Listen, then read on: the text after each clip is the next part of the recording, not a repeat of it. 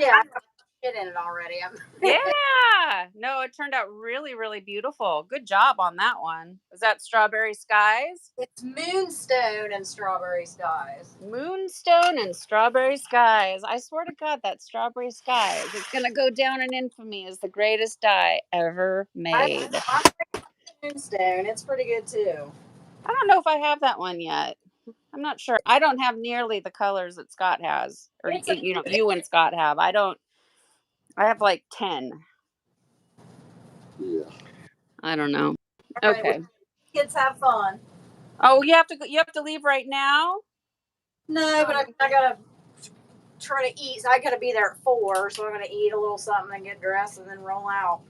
All right. Well, it was good to chat with you, Kelly. I wish one of these days you could hang out with us. I enjoy talking with you. Gosh darn it. Well, have a good shift. Make tons of tips. I'm gonna try. Do it. Bye, Kelly. Okay, let's see. I've got my shirt. I've got this shirt. It's so dark in here. It feels really dark. I need a ponytail because I'm going to start sweating. How hot is it out there? It's 93 degrees today. Oh, man. Yuck. Yeah. It's hot as shit. I'm staying inside. I'm doing this, and then at 6 o'clock, I'm going bowling with one of my friends for like 3 hours. That'll be a ton of fun. Yeah, we're going to get really high and then go bowling. Him and I. And, that'll be a blast. Yeah. I haven't been bowling in I don't know how long. And we went last week. We went last Saturday. Had so much fun that we want to start doing it every Saturday. Well, no shit. I mean, why not? You can rent a lane for $20 and you can have 3 hours. You can bowl for 3 hours. And I thought, damn man, that's cheap entertainment. $20 for 3 hours. That's not a whole lot of stuff you can do. You can do as many games as you want. Yeah. Yeah, no, that's the way to go. Yeah. Really. Yeah. $20? Fuck yeah. I know you're not a big drinker, but let's say $20 and a pitcher of beer for 3 hours and have fun socializing, $30, $40, and call it an afternoon or an evening. Yeah. So, you did those pants. I don't remember you showing them. I showed my shirts, but I don't remember you showing your pants that you did. Yeah, I don't think I did because I convinced myself that I was going to do rinse and reveals, which I need to. I still can, and I should. I'm funky. I'm totally funky. I'm funky. My life and my schedule and everything has changed. I mean, I'm trying to figure out what I'm doing. Yeah. So I'm just in a funk. Happens to the best of us. I think I thrive under structure, and I don't have that at the moment. So I'm just kind of a little bit like, funky. Yeah. So, okay, what time is it? Is it time? I think it's time. Okay. I'm out of breath from stomping around the house, getting everything in order. Whew. So you want to do a ripple, or what do you think? Yeah, it's your hour, hour and a half, 2 hours. I mean, we did a side fan fold last week, so we'd do another one, but throw a variation to it, and it'll look a lot different. Totally. Yeah. I'm not opposed to it. I'll tie whatever. Like, seriously. So have you done a ripple? Done ripples before, haven't you? I haven't done like a full scale ripple tutorial. I've done little bits of ripple on like specifically like a red, white, and blue, like the blue area to achieve dark and light. I ripple it with like robin's egg and like cerulean blue. So but I haven't done like a full ripple tutorial. No. Yeah. I gotta sit down for a second. Catch the only time I've really done a ripple was a double fan fold ripple. Those are the only ones I've ever done.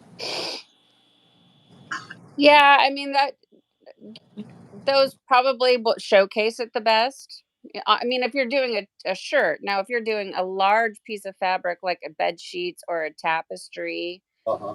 a center burst ripple, or like a giant heart with a ripple, Yeah. uh, but you need to have a lot of space to work. The side fan fold gives you the maximum amount to ripple your fabric. I think Okay. you could probably do a double fan fold, Well, but if you think about how short those are, you're only going to get about maybe 3, 4, 5, 6 ripples. You got to have the ripples to get the effect, right? yeah. Yeah.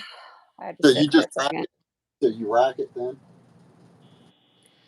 When I've done them, yeah, and I also did them with liquid. So I mean, I haven't ice dyed a ripple Okay, well, this will be fun then, because I can recall. I've only seen them done hot water irrigation. So I It's think this will be kind of fun. I think. sure. I'm down. I'm down for whatever. Uh, so yeah, rippling this. I think I'm going to rack dye mine. Okay. But I think it could also be done in the. It could be done in the gutter. I mean, you're just gonna have low spot, like high, high color, low color.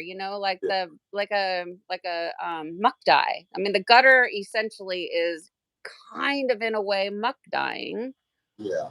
because as it settles in on that gutter, it could create like dark puddles Absolutely. of color. I'm Yes. sorry, I didn't sleep well last night, and I'm like stammering over. I know what I'm trying to say, but it's not really coming out. So, anyways, rack dyeing, if you have to flip it, you can. I don't want to have to flip it. So I think guttering, either way, rack, gutter, doesn't matter. It just depends on what the shirt looks like. Will it fit in my gutter? I don't know, but Yeah. we'll see. I think it'd be too tall for my gutter, so I'll just rack it. Like I've done them. I've done them in the muck. Yeah. Do it in a pot, like a stock pot, and just sit it in there, put ice on top of it, and dye over ice. It's not really ripple, but it is my variation to a ripple. Yeah. The ripple is the fold. I mean, the pattern, the pleating and the rippling of the fabric is the pattern, and Yep. then you're doing ripple variations. I mean, technically, the guy that designed the ripple, I think, is a liquid dyer, right? Yeah. So right off out of the gate, we're ice dyeing it. We're we're changing it, and then yeah, if you're muck dyeing it, and if you're also not striping the dye horizontally along your project, and you're Yeah. going vertical stripes, I mean, you're changing it there. I mean, it's a you're doing a variation. I Yeah. mean, whatever, it's all Yeah. good. So what Yeah. time is it now? It's 8. 3:05. Oh God. Okay. I feel like I'm gonna barf. Oh, we don't have to go live. No, I'm I fine. can I go just, like on I said, instead of. I didn't sleep well, and it's kind of getting warm out here. It's only 74, but my hair isn't up. My hair is wet, and when my head is wet, it doesn't breathe. Ugh. All Yeah. right, but we need to get started so that you can get off and get to your bowling alley. So, all right. So, all right, I'm gonna figure out how to hit the live. We talked so long now. The thing is. Oh, actually, well, maybe as everybody's been here with us this whole time. Well, are we actually live, you guys? Yes. Well, how many cuss words did I say? Who knows? Well, it is what it is. Yeah. All right. Well, Well, hello everybody, we and were just talking about. if you've been here for the last 10 minutes, you just got a really behind the scenes look of how our conversations typically go. We were just talking about ripples and variations. Nothing bad. I know, but seriously, anybody tally how many times I said the F word? Okay, so here we go. Let's see. Set your messages to all messages. Um, live chat, all messages. And let's see who's here. We got Greg is here, Wanda's here, Mary, Lynette, Lisa, Kathleen, Greg. Hi, guys. Okay. So, can you hear me, Scott? I can hear you. Okay. I'll get my phone up here and start recording stuff like a normal person. I was over there reading. Okay. I think this warmth is already going to my brain. Okay, so it just takes a minute for my camera to catch up so I can see what you guys see so I can make adjustments. All right. Yep, so there are pretty similar. These are our shirts from last week. Yeah. Well, I mean, yeah, quite similar. It did exactly what I thought it was going to do. I thought it would throw a lot of green with the raven black mixing with the tangerine. The yellow and black combo produced a lot of green on mine. I thought yours, yeah, yours is darker than mine, but it also could just be my lighting is different from yours as well. So no, I think it turned out great. So tangerine being the orange and the yellow, raven being the gray and the black. I just don't have a lot of luck when I ice dye with black. It's never black. It's always a shade of like gray. Right. But beautiful. Super happy with it. Let's see. I need to adjust the camera. Which way do I need to go? I want you to see the table and not me. Oh, so I need to go this way, I think. All right, Scott, why don't you explain what we're going to do while well, everybody just heard what we were going to do, but you want to formally explain to everybody Yeah, what so what we'll do today is we're going to do another side fan fold, except we're going to do a little variation to it. And after we get it all folded up and sinew wrapped, we're going to ripple it up long ways. And the first time I did it, I thought, what in the world am I doing? I just ruined this side fan fold. But it really doesn't. It looks really nice after they're done. If you guys heard us before, I've never seen them done ice. I've seen them done hot water, so I'm kind of curious how it'll look and our saturation. But I'm just going to make sure I put plenty of dye on my shirt when it's done. And I watched your guys's your and Margot's video with those towels were a foot thick, and you guys were able to get through those. And I'm not going to have a problem going through my shirt. So no.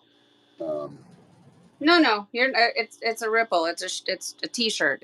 You're not going to have any problem with saturation. No problem at all. So just really quick, so Scott and I went impromptu live, not this last live, but like a Tuesday before. It was super random. I had stuff that had been tied up since Christmas time, and I just wanted to throw some dye on it. Pretty sure I haven't shown this publicly. I haven't even ironed these pants yet. But if you want to know what colors I used and how it was done, not the last live, but the live before, go check it out and you can see what colors I used. I think the pants turned out really pretty. You can just take a wild guess as to what color I used, because that's just what we use for everything. But I'm really happy with the way these turned out. These are rayon pants from Dharma Trading Company. They're the cinch waist lounge pants, I think they're called. I think that's specifically what they're called, cinch waist lounge pants. And then this hoodie is one of those buffalo hoodies. And I think it turned out beautiful. I love the colors that I used, very jewel toned. And it turned out really, really pretty. I'm super happy with it. So this, like I said, this is from the live before. Scott, do you remember what shirt you made? Do you want to, if you have it, you want to show it? You might have sold it already. I don't know. I have it right here, actually. You guys have probably seen Scott's already, like on Facebook and stuff like that. I'm way behind, but here's the back of the hoodie.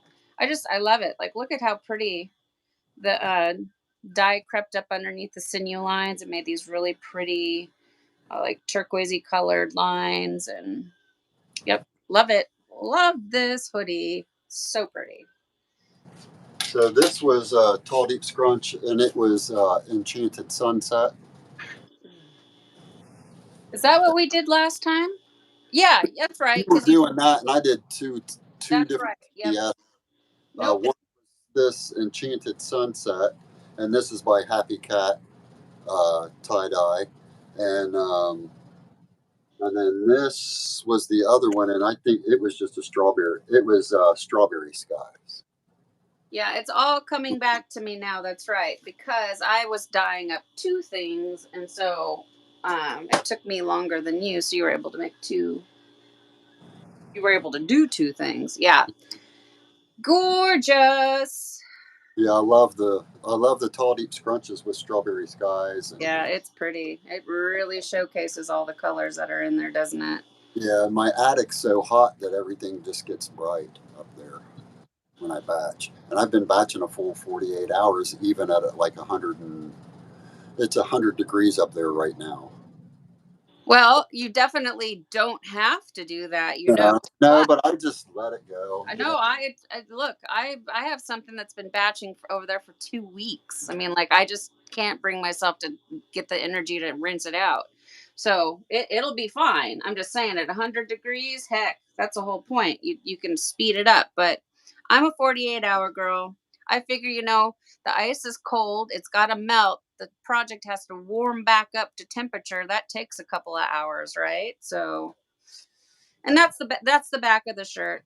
So the back of the shirt looks just like the front of the shirt, basically. Um, so it's really pretty. I like this shirt initially. I hated this shirt, and I'll tell you why. It's because this is a woman's lady. This is a ladies' cut Port and Company shirt. They're expensive. And I basically made a more masculine toned shirt on a lady's shirt. Now, there are ladies out there that would love to wear this, right? Just Yeah. I'm at first glance for me, I'm like, oh, that would have been so much better on just a unisex shirt, not on my, $6 blank. So that's all. But I Yeah. think it turned out really pretty. And now seeing them side by side, ours are a lot more similar than I thought they were. Oh, yeah. I love the flow of yours, actually. Yeah. So I didn't pull my sinew as tight as Scott's, and so you can see more break in between the colors on Scott's. Um, Yeah. I got to work on how tight I pull my sinew. So next time I'm just going to pull it tighter, and I'll achieve more. Well, it'll look more like his. But hey, it's a good start. I'm happy with it. Absolutely. Okay, so. Oh, Kathleen did count. So I said it several times, but it's nothing that we don't all say. Well, thank you, Kathleen. I definitely appreciate that. I try to, be a regular sweet girl, but sometimes I just let it fly. All right, so Live washout session. okay, so I'll start because I got my shirt on the table. So my shirt has been pre-washed. I use Kirillon. That's what I use when I got Kirillon. Synthropol wasn't available. I think it is available now. So I used a professional textile detergent, pre-washed it in hot water. Then I soaked it in my soda ash bucket all morning long this morning. So it's probably been soaking for maybe 3 or 4 hours, 20 minutes at least. Okay. And then I just spun it out in my Panda spin dryer, and it is just barely damp. So that is, and it's 100% cotton. And this is a Gildan heavy cotton ladies 2XL. So my sister is going to a concert again out in the Columbia River Gorge. So I figured, well, I'll make a shirt that, she could wear if she wants it. It'll fit her. So that's why I'm going with this size. Yeah. But you can do any size you want. Okay. I'm doing a large ultra cotton. Gildan Okay. cotton. And we don't have to center our shirt or anything. Okay.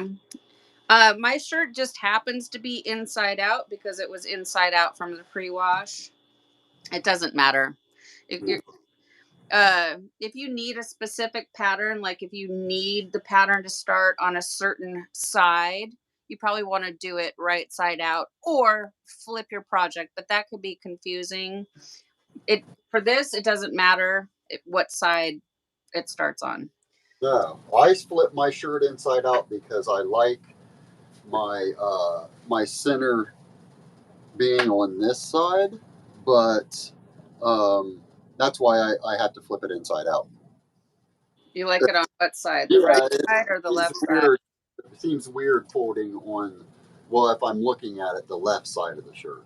Oh, It feels weird folding on that side. So got it. I flip it inside out. That way, it's on the side that I actually like. Okay. So, I've never really given it any consideration. Like I couldn't care less if the full fan fold is on the right or the left. if you look I mean, like I don't. at the fold of mine, it's on the same side every time. Yeah, I don't care. Like seriously, that's like the least of my worries. So another good thing too with these lady cuts, they cinch in at the waist and they're kind of hard to straighten out, and they have side seams. So I find having the shirt inside out gets the seams on the outside, and it just makes it a little easier to, line everything up, smooth everything out like that. So I don't know. Inside out is just a good habit to be in, but I get asked all the time, like, why do you turn it inside out? Habit. That's the honest to God truth. I turn it inside out mainly out of habit at this point. Right. Well, there's a longer story to it. So back in the 80s, when I was a young preteen and all of that, all of our sweatshirts and stuff had what's it called, like sublimation or whatever that is, like stickers, iron-ons on the front of our stuff. And after washing and wearing them quite a while, they would crack and peel. And so my grandma saw a show where it said if you turn your stuff inside out and wash it that way, it protects the front of your clothes and you could wear your clothes longer. So since, I don't know, 1985, I've been washing all of my clothes inside out. And it just transferred over into tie-dye. So now you know the real reason why I do it. Yeah. Okay, so you want to smooth out as many wrinkles as you can, get everything lined up. I'm like I'm trying to figure out where the center is. There's a spider crawling across the ceiling. Oh, it's that time of year. Okay, so now Scott has the ability to walk around his table. I do not, so I'm going to have to twist my work. And I am left-handed, and I typically will twist my work so that the t-shirt is sitting this way. So the left sleeve is next to me. You can twist it any way you want. It really doesn't matter. I think because my left-hand brain turns it that way. Okay. And so let's see. So inside out, that puts it right in front of me on the left-hand side. Now, when it's turned right side out and a person is wearing it and you're looking at them, the fan fold's going to be underneath their right arm. Almost positive. Yeah. Okay. All right. So what do we do? Do we just do a fan fold like we did before? Or do we need we do a fan fold just like we did before. Okay. So I like to draw 3 lines. And since I draw 3 lines, the first thing I like to do is make a little dot where I'm going to put my finger. That way I am starting at each circle, each arc in the same spot. So it's not going to be off at all. You know what I mean? Each arc is going to look the same. Right. So how far down are you? I go almost half the shirt. And that puts me about 3/4 at the top of the sleeve. And that's what I kind of go by. So you don't falls on my sleeve. You don't gauge by the distance from the underarm down? Well, for when I do make my starting point. Yeah. Yes, I don't like it dead center of my shirt, but I like it just above dead center, which puts it on a large shirt. It puts my starting point about 2 inches below the armpit. Okay, so I'm gonna. Oh, I lost my string. Okay, so I'm gonna make my mark here. I'm eyeballing it. I'm gonna come Yeah, down. I'm gonna come down to about right there. yeah, looks good. Uh, that is pretty much center Yeah, on mine. Let's see. I think I'm just actually gonna come up just a smidge. Just a smidge, because my experience tells me that I will wish that I didn't go down so far. So we're going to follow the pink line on this one. And to each their own. I made a side fan fold a while back, and I'm glad you guys are comfortable with me, but really basically told me it was the ugliest shirt I've ever made because, like, where I started my fan fold. That's cool. We all have our opinions, but I don't really want to hear it. yeah. So, okay. So now you come out, you make you're coming out like your middle line. Okay, so Yeah, so my middle line is almost half the width of my shirt. okay. So Uh, I don't mean to interrupt, but I just want to find out, is that yeah, middle line, is that the line you're going to be pleating that's on? the line I plead on. Yes. Okay. All right. Good to know. Yeah. Okay. So my line is falling up on my sleeve. It's falling on my sleeve about 3/4 of the way up the sleeve. If I take it up too close to this, if I make my arc too big and it's up too close to the top of the sleeve, it kind of messes with my fold a little bit. So I try to make my arc to where my arc falls like 3/4 of my sleeve up my sleeve, or at least halfway. Okay. Well, my arc doesn't look anything like yours. So that's fine. Yeah. I said we're going to follow the pink. Maybe we'll go back to following red. Okay. Let's try this one more time. And then the reason, and then Scott, you can explain your reasoning, but also the reason why I'm doing this with the front side of the shirt face up is because when I place my dye, I want the front side of the shirt to have the most saturation. Uh, it's double layered, and each pleat has an up and a down, or an up and a down. But I want the darkest and the brightest to be on the front of the shirt, not on the back. Because when you're standing and looking in the mirror, you want to see the bright side of the shirt. You don't, you can't see your back while you're wearing it, right? Yeah. So that is my thought process of why I'm starting with it up. But you can do it face down. It's tie dye. You can do it any way you want. Right. Okay. And I'm going to try this again here. Okay. Okay. So, oh, hold. See, I hold your string. Don't just hold the shirt. You got to hold your string too, you guys. Duh. Yeah, I put my finger like right on the tip of my shirt and on the table together, kind of like that Yeah. way I'm hold my shirt, and then I make sure my line is straight out from my pen, and I pull my line straight and tight, and then just arc it. And I seem to be able to. I use these one markers. It doesn't chatter or like skip. Like Yeah, like mine's doing. that's what I like about these markers. Let me see what they're called. They work really well. Um, they're Crayola. Um, they're Mine, called mine are Cray- crazy art brand. I get them at Walmart. They're like $1.97. Washable. Washable, you guys. Make sure they're yeah, washable. yeah. I got Crayola Super Tips, or what they're called, and it's kind of a sharp tip, but uh, kind of a fatter Yeah. base kind of thing. Yeah, you gave me a couple of them. Yeah, yeah. I think I sent you a pink one. I think you did. I think you sent me a pink one and a brown one. And well, I don't know where they're at.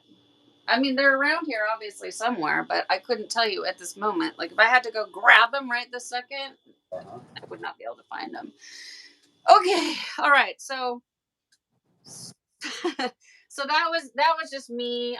My brain is in a fog. So yeah, when you're doing your lines, you need to hold the string down, not just hold the shirt and have the string in your hand. Anyways, so you see, once I held the string down, I got some decent lines going. Okay, so you're gonna pleat at your middle line out, as I'm understanding correctly. That's what I do because it keeps it. So if I make my pleat at 3/4 of an inch roughly, um, it helps me control the tallness of my pleats. Right. Basically, I always felt like if I started on this center, the little arc, by the time I got to the end, my pleats were tall, and I wasn't. Not just that they were tall, but I was kind of losing them. Like I would get to the end and only have like 3 pleats or 2 pleats, and I'm like, what in the world? So I was doing those. I was doing these hot water, and I got this arc right where I started my pleat on this small arc. It was like perfect, and it almost looked like a piece of rope. And I thought, what? Why can't I start it halfway out and try to make my whole shirt look like that? And that's how I came up with that braided rug. Yeah, and that braided rug is killer. That helped me keep all my lines straight and even, and uh, when you make your first couple pleats, it's I don't know. I've been doing it for a while now, so I know about exactly how to grab. I'm sure it's pretty close to 3/4 of an inch tall. Let's see. Do I have my protractor? I mean, I know I do. Here it is. So my first pleats are about 3/4 of an inch tall. Mine are exactly 3/4. Yeah. So So 3/4 of an inch. And like Scott's saying, once you do these and do a few of them, your fingers just sort of know what you're comfortable working with. And for me, 3/4 of an inch is a good. It's easy to work with. Bigger is easy as well. Smaller, not so much. I have a harder time with tiny pleats than I do with bigger pleats. So, yeah. So, and you're going to need to spin your shirt. So don't feel like you need to spend a lot of time on the center, down at the center part of the shirt, because by spinning your shirt, unless you clamp those, by spinning your shirt, you're going to lose some of those pleats down there. But when we get it all pleated up, we'll go back down and work on the center part and use our pleating tool and get everything all lined up. So, but what you really want to do is focus on keeping this line that you're working on as straight as possible. yeah. The straighter you can keep it, the better your arc is going to be. In one of the groups I've been posting my fan folds, and I can't remember his name, but he said he was kind of struggling with his arcs, and that's the secret to. It's kind of the secret to it is if you keep your line as straight as you can, you're going to keep your arcs are going to be really nice looking. Yeah. So So don't worry. you want all of your pleats to be the same height. Yeah, yeah. Height this way, and then yes, that line that was drawn on, make it as straight as possible. Remember, I said we're following. For me, I don't know if you guys can see it. We're following the red line on mine. Ignore the pink. But yeah, make this line, the first line, as straight as possible, and twist the work in front of you. Don't try to bend to the line you drawn. Bend the shirt to you and bring it in front of you. Yep. And Makes it a lot easier. everything will fall right down unless you're using clamps. If you're drawing lines on your shirt, your arcs aren't going to line up because I've done it twice. And at first I thought, holy crap, my lines aren't even lining up. Well, it's because my shirt's not spinning. I'm picking my pleat up and kind of going around instead of spinning the shirt to my pleat. I'm kind of Yeah. around Yeah. So my line isn't going to be straight. Doing this way, when we get done, we want all 3 lines straight as we can across the shirt. Yeah. And I'm already starting out pretty good. How you starting out? All right? Yeah, I'm in the. Or do you have your iPad set up so you can see? Yeah, I do. Yeah, so I've got my first line done, and then it kind of always gets wonky when I try to put my first rubber band on, just to hold it in place while I work on the others. But I've got that one done, and it's, it's pretty darn close. And another thing too, it's like, I think we want to try to we want to make the sleeve kind of curve into it. No, the sleeve is actually going to stack right up in a straight line. So I don't know, you can see that. You can see how my first line is here, my other line is here, and this line is back here. They're all going to be as close to straight as we can possibly get them. So that's what Scott was talking about. And Scott does it differently. He does his from start to finish. I get my first line done. It's just how I've always done it. There is no right or wrong way. It's just I like to get it done, and then I can maneuver all my other lines and pleats. It's just the way I do it. So you have to find what works best for you. So now I've got each pleat, just like we did last time we were live. We want to try to have one continuous pleat from start all the way down to the very end. So right now I'm going to just, make sure I got all my pleats here, same height. So if you're going to do some tugging to make your line straight, make sure you hold your original line down, because you can tug and then everything's going to get wonky. So, but kind of pulling down here at the point that we drew on, which I'm following the pink one. If you kind of pull on it a little bit, it sort of makes the pleats just kind of pop out. Yeah. Have you noticed that for yourself, Scott? Oh, definitely. Yeah, definitely. Yeah. I mean, they sort of appear. Like if you look at that, that's really not too bad. And since these pleats down here are going to be like, what did we say they were? I said they were like a 1/5 of an inch last time. I mean, they're just going to run into each other. Yeah, you end up losing them down here unless you're going to clip them. I mean, if you do your dry and you clip them and all that, your shirt's going to be, man, daggone perfect, But after I did it, I felt like, man, that's another half-hour step that I have to draw all these lines on. And Yeah. I'm not knocking it in the least bit. No. The people that do it, those shirts are absolutely drop dead gorgeous. Like Amy Harris, she does some great fan folds, because I asked her if she drew lines, she said she did, and Who? you can kind of tell, because it's absolutely perfect. I And didn't who are you talking about? her name's Amy Harris. I don't know if she's in our group or not. I think she is. I think she's in Belladonna group. She's not. No, I admire the people that can have that kind of patience. If you're gonna liquid dye, you really should have precision. But for ice dyeing, it's its own animal. You can really kind of get away with, like, well, it's not quite perfect because the ice aspect of the dyeing kind of takes over. The color splits and everything are so beautiful that if it's one little bit wonky, it's very forgiving. I love ice dyeing because I just don't have the patience to be so precise. I just really don't. Like, by the time I get done pleating the end of this shirt, I'm going to be like, yeah, I'm done. I don't want to tie dye anymore. Today, I've had it.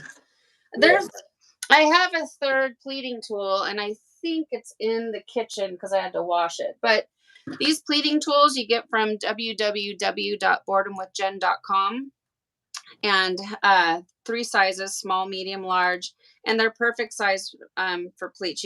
You put them down in between your pleats to measure them out. You can use the tip to get in here and work the tip down in here, and put it all the way through the length of the pleat. If you're going to get serious about tie dyeing, I really recommend these, and they're affordable. They're like $10.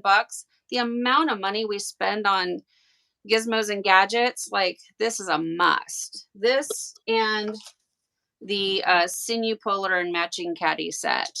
So I'll tell you again, www.boredomwithjen.com. No, excuse me, shopboredomwithjen.com. Yeah. She has a new website.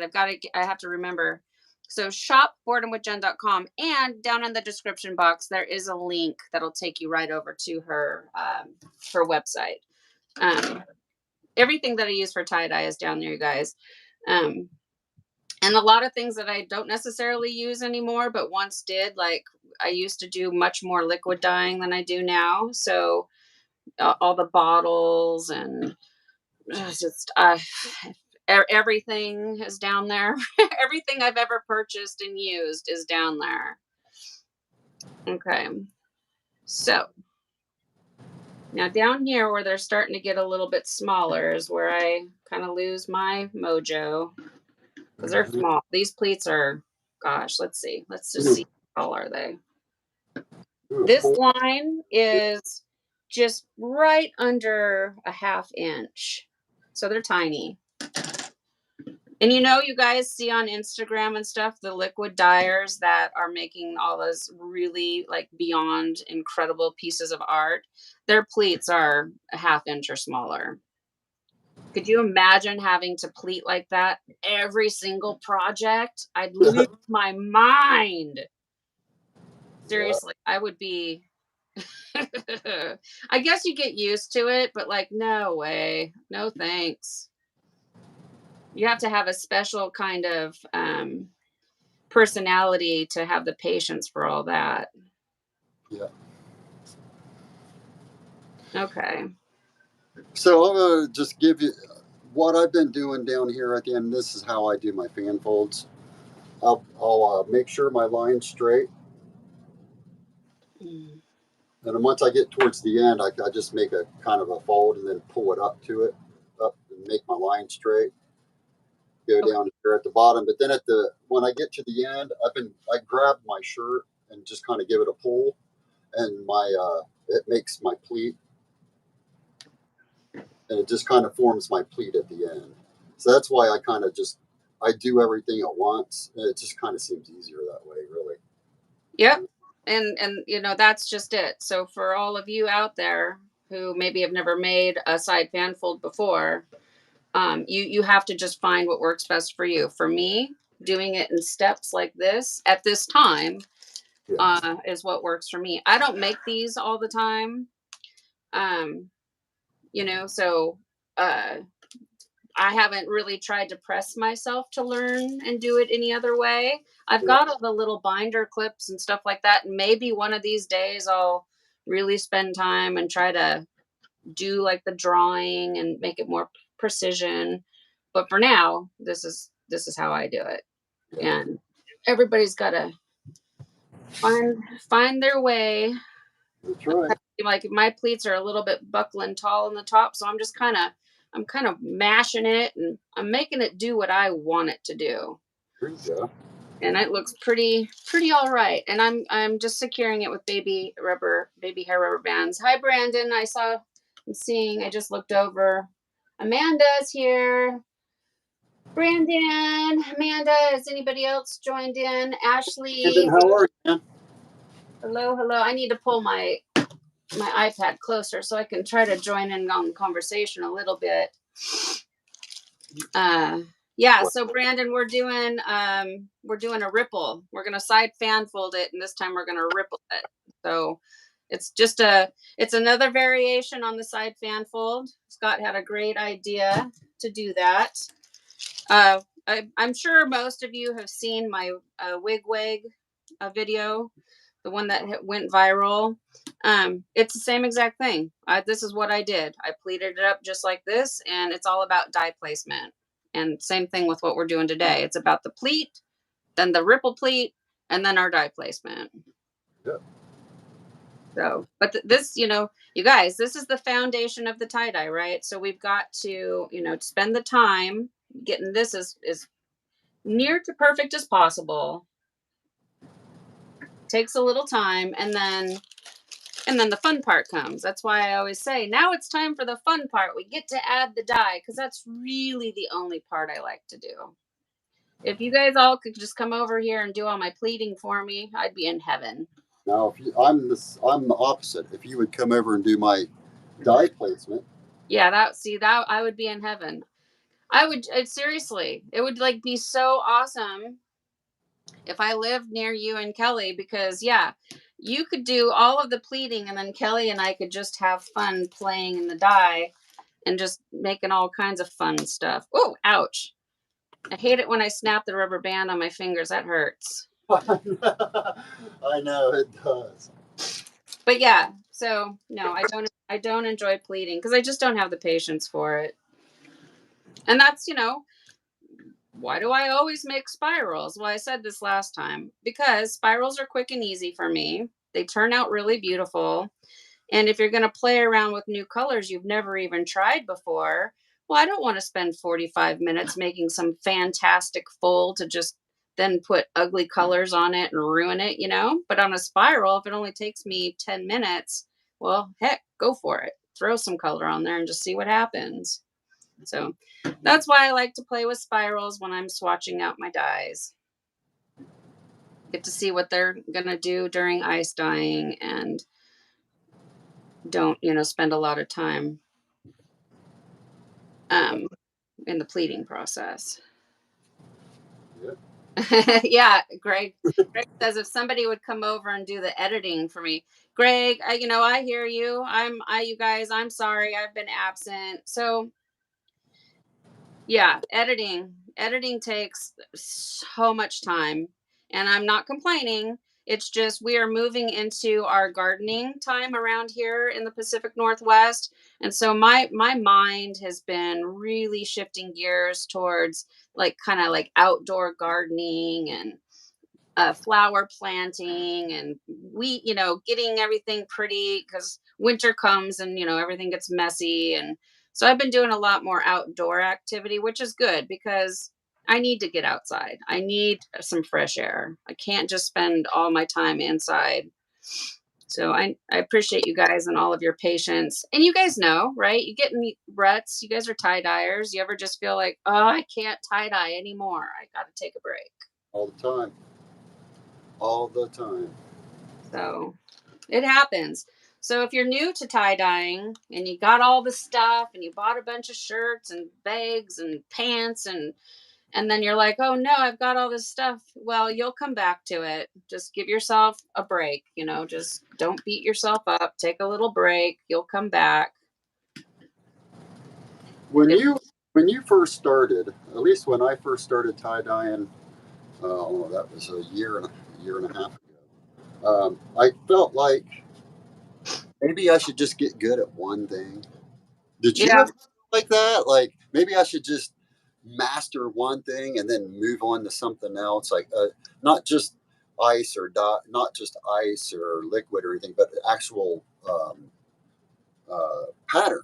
Like fan folds or Yeah.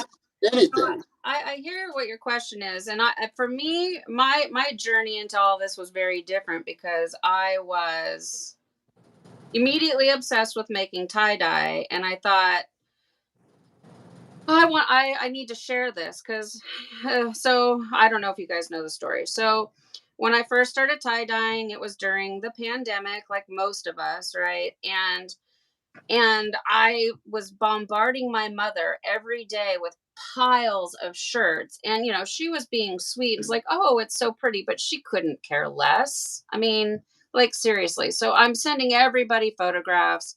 So I decided to do the YouTube channel as an outlet because I could share my work and leave my family alone, And so for me, no, I didn't take the time to decide I was going to get really good at one thing because I was trying to learn everything, Yeah. make videos and keep it interesting, and you know what I mean? So my personal experience was just very different because I was trying to create content.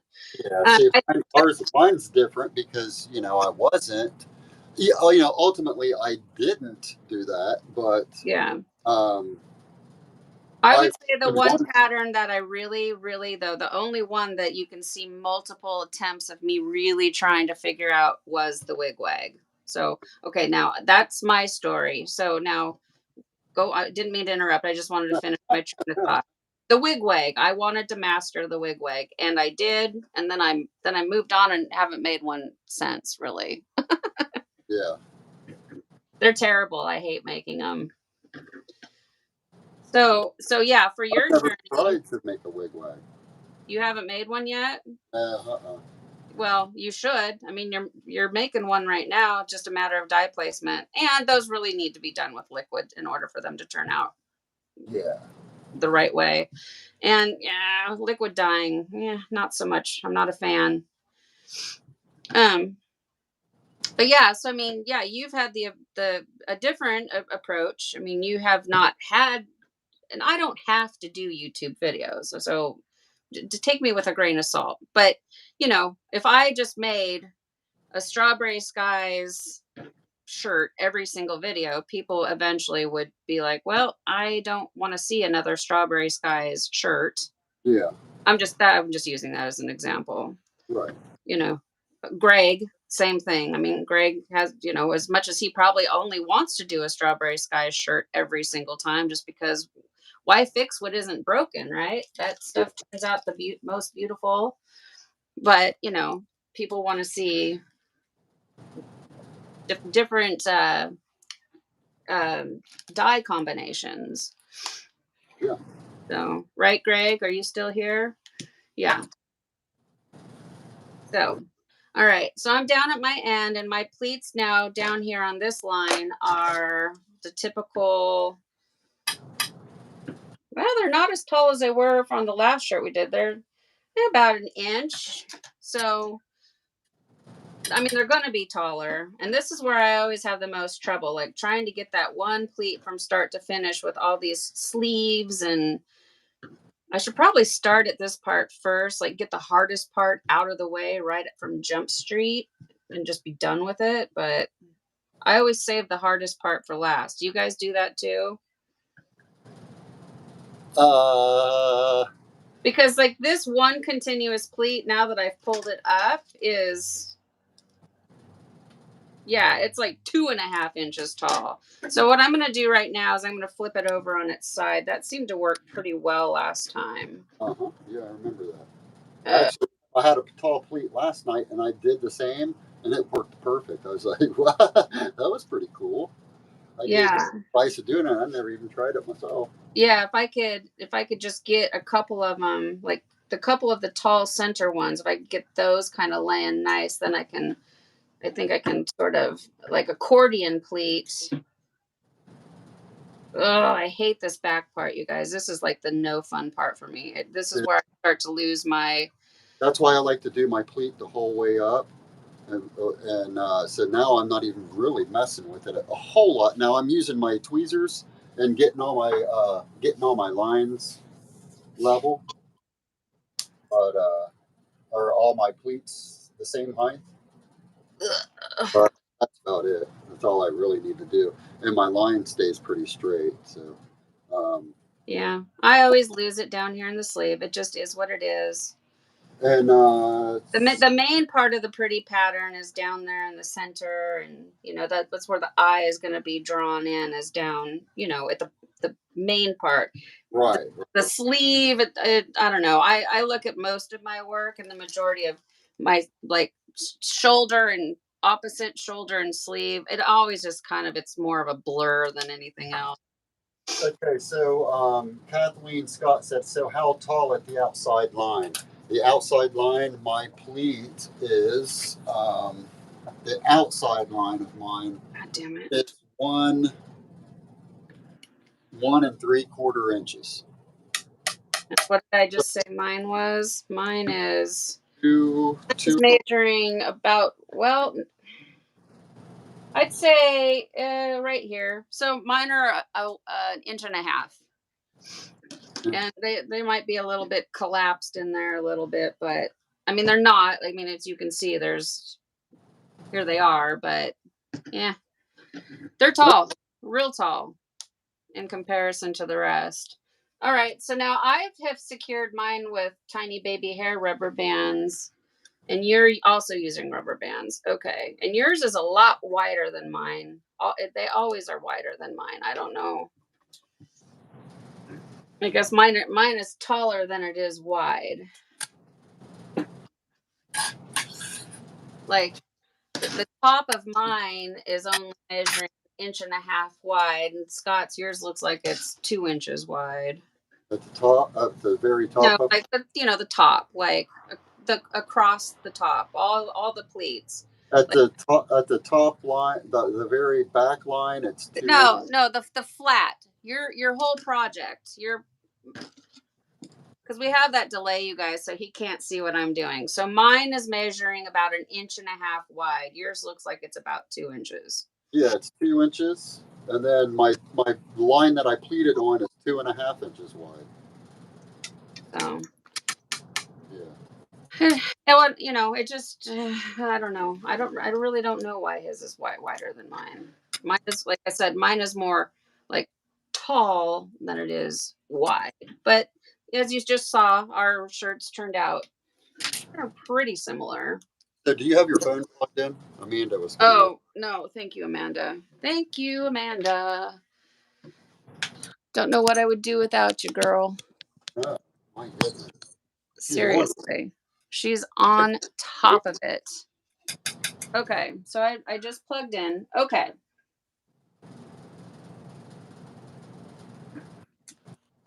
I haven't, Greg, I haven't been on YouTube. I have not looked on YouTube. And I'm sorry. There's probably 20 videos of yours I have not even seen. But yeah, rainbows are good. It's Pride Month, so everybody should be making rainbows. I've considered making this one a rainbow because it's Pride Month, like using my wig colors on it, which is kind of like a rainbow, but my sister won't wear a rainbow. So, are you going to sinew yours or no? Well, we're gonna ripple it, right? Yeah. So I wasn't planning on using sinew because we were gonna do the ripple. Okay. Am I right, or do you? I don't know. The way I saw it, it was sinewed, but I don't know. Maybe I'm wrong. Well, you're taking the lead. You've done the ripple before. I haven't. I've only rippled. I've done the double. Rippled this much of a couple of like hemostats, and I mean, I haven't done a full length ripple on a shirt yet. That I can recall. I mean, if I have, you guys, and I don't remember, I'm sorry. I've made so many projects, I don't know. So this is my first time with a fan fold. I've done double fan folds, but not single.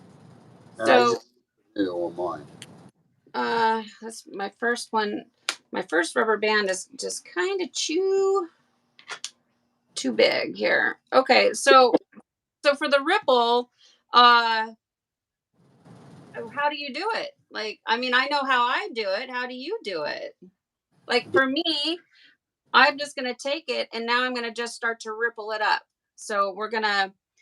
So you're basically. You guys know the glitch, we turn it this way, turn it that way, then so it's the same thing. We just did this. Now I'm going to just basically accordion fold it. I usually do it this way, and I use my finger. Like, once I get it started, I'll stick my finger down in between. But again, I've only done it on like this much material, so I've never done one all the way. So yeah, if you don't mind, I'm going to sinew mine. Okay. So you wrap yours with sinew and then you ripple it? Yeah. That's what I'm going to. Well, see, here's the thing. I've only done variations of the ripple. So, and I don't know how I came up, how I even started doing it, basically, because I did a double fan fold, did my sinew wrap like I usually do, like 2 inches, 2.5 inches apart from each other, and then I would ripple that, put it in a stock pot, add ice, and then do dye over the ice, and then I get this really weird effect coming on. Now, the real ripple, I don't know. I mean, I guess like I asked you, should we rack it? I mean, it depends if like you were saying, you don't know if your gutter would even hold it because it would be too taller than your gutter, right? Well, you know, how wide is it going? You know, like I don't know how wide the ultimate project is going to be. So for you, those of you that are watching me, you can see how much I'm really wrangling this fabric. It's not easy. And basically, yeah, it's like an accordion fold. And I'm like mashing it down and it's thick, you know, it's a lot of fabric. So it's gonna go boing. So I'm gonna try to secure it here with rubber bands, just to kind of give me some stability down here, which it's probably gonna spring up and go boing, but okay, now. Okay, so the ripple, if you on YouTube, yeah, it's gonna pop. So if you what is that? The Jeremy Strebel guy, Love on Hate. I can't tell you what the YouTube channel is. I have no idea, but he demonstrates how to do a ripple on a tapestry. That's where I learned how to do it. And then there is on Etsy, I think it's called Push Rainbows. You can buy 2 DVDs. I think they're like $120, where the creator of the ripple teaches how to do the actual ripple. Well, ours is free, so we'll just do it like that. Well, I'm just saying, if you guys want like to learn from the creator how it was invented, that's where I have my information. And I think Mr. Tiedye. Well, and then obviously Raya does ripples. I mean, there's lots of information on how to do ripples. Man, this is not easy to do.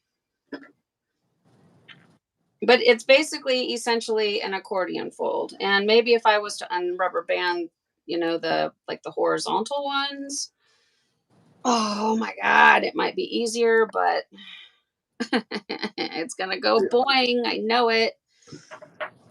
Oh no. Okay. Well, Did it? no. I mean, kind of. Let's see. I gotta get a rubber band on there. I'm sweating. Whew. Hot out there? No, stress. Trying to, I mean, yeah, it's warm, but I mean, just trying to wrangle this fabric down.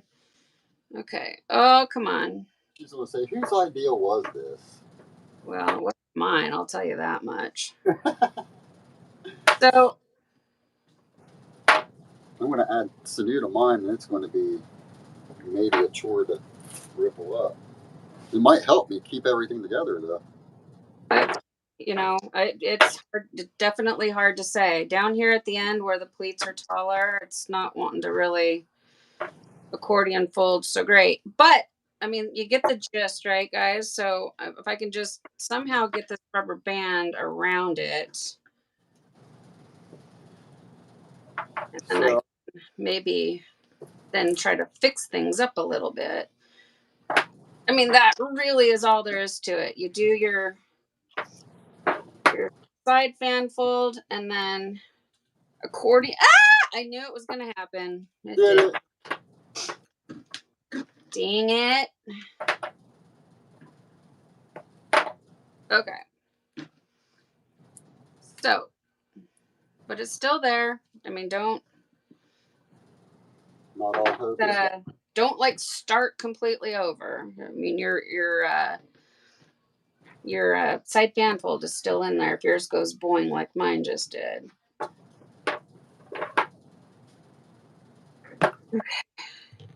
So I'm wrapping. Okay, I'm gonna hold it against my belly. I'm gonna see if I can use my. Oh, come on. Sorry, Scott. That's what I do. I use my stomach or my chest, and just kind of push it up against it. real interesting. Like I said, the farthest I've ever done a ripple is probably like this first maybe 3 inches, because then everything I've done has had other stuff going on, like at work, or I don't know, just other things. Okay, so what you can do is you can take your rubber band and kind of like break it down. I do this when I make like pants. You know, kind of try to just catch, because see, it wants to roll in on itself. Oh yeah, this is fun. You know, try to get your rubber band to kind of like go in between like 2 or 3 pieces. Because if you can see how it wants to keep popping in on itself or whatever. So Almost there. oh, you're fine. No worries. My head's probably been in the way the whole time. Get the back piece. Well, yeah, if you turn your hat around, we've said this. We've told you before, if you turn your hat around, then the bill isn't over top of your project. Like if you wear it backwards. Yeah. Gosh darn it. I had it going backwards at first and then I turned it around. Oh, I've been wrestling with this, so I haven't been paying any attention to you or what you're. Okay. So I guess, honestly, kite string, if I could just somehow get this to stay together, kite string might be a good choice. Uh-oh. That was weird. Of course you can. I don't have any to use, but you certainly could use chopsticks. Yeah.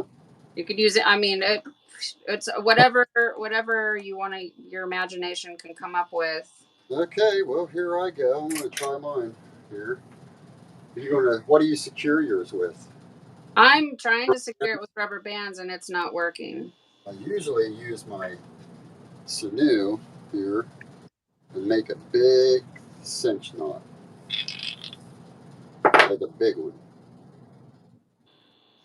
Yeah, I mean, kite string at this point would probably be a good way to go. Let's see. Where's my kite string? So first I need to ripple this. So just a second. Let me put a rubber band on that.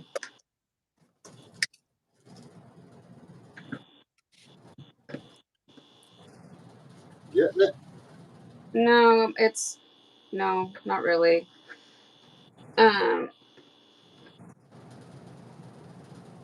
It's all twisted up. I mean, it really is just a matter of. I mean, the principle is there, but now like the back end, because it's 2.5 inches tall, is now twisted.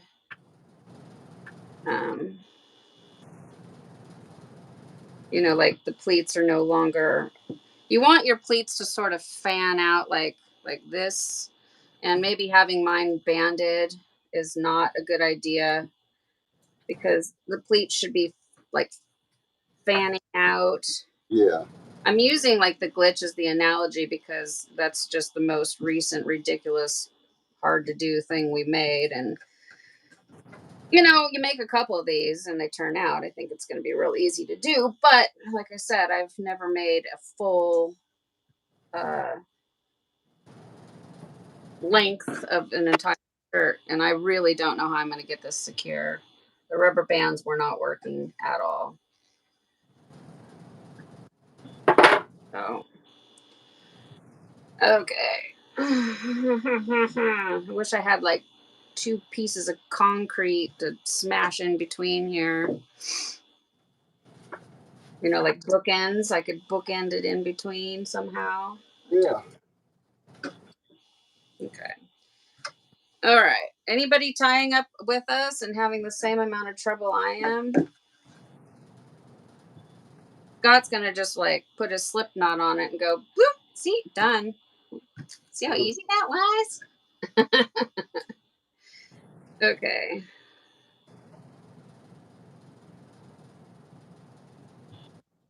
Just about got her.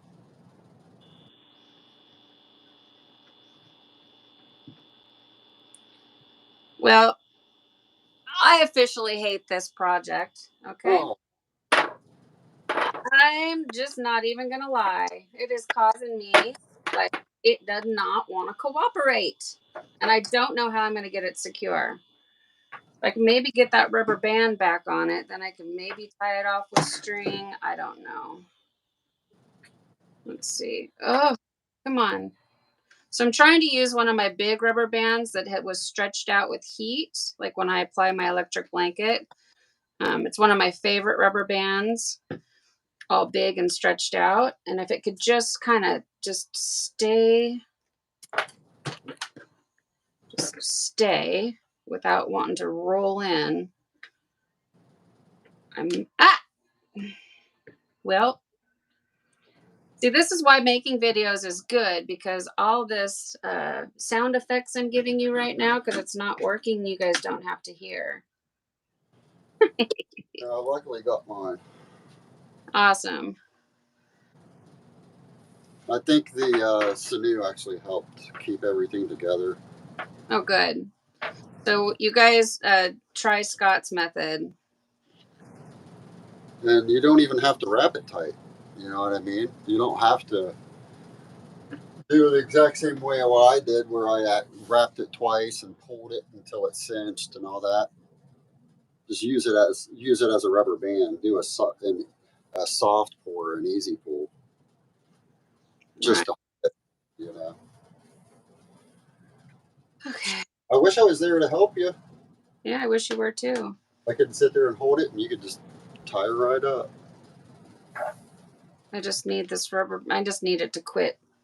It's like a remember those little fuzzy caterpillars, and they were like on a string and you could make them dance, or like fuzzy worms, or like just a kid's toy. It's doing that. Like it just is wiggling and jiggling and crawling all over the table. I need it to stay in one spot. Okay. Stay. Yeah. I can't show you mine right now because it's going to come undone. So let's see here. You're getting it though. You got it. You got it.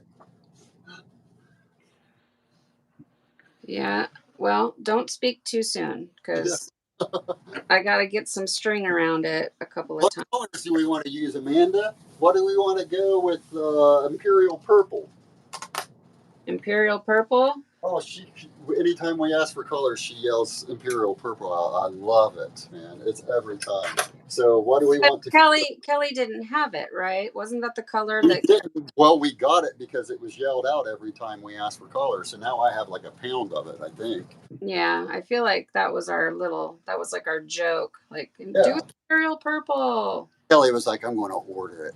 I was like, do it, man. I mean, we need it anyway. Yeah, mine's not gonna hold, I but hate it. we get to see Scott do his at least. That's good. Actually, she did get me a pound of it. So, Kelly Green. I don't know if I have Kelly Green. Kelly green's really pretty. It's a really beautiful blue green for sure. What in the hell? Okay, now the rubber band is actually causing me more problems. Let's see if I can.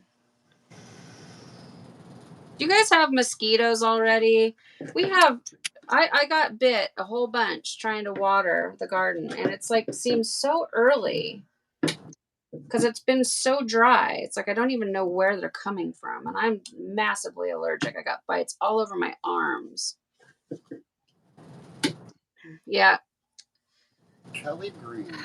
Don't have Kelly Green. Or something that's blue and green, which would be wasabi, or what is Pro Chemicals wasabi? It is balsam fir, and Happy Cats is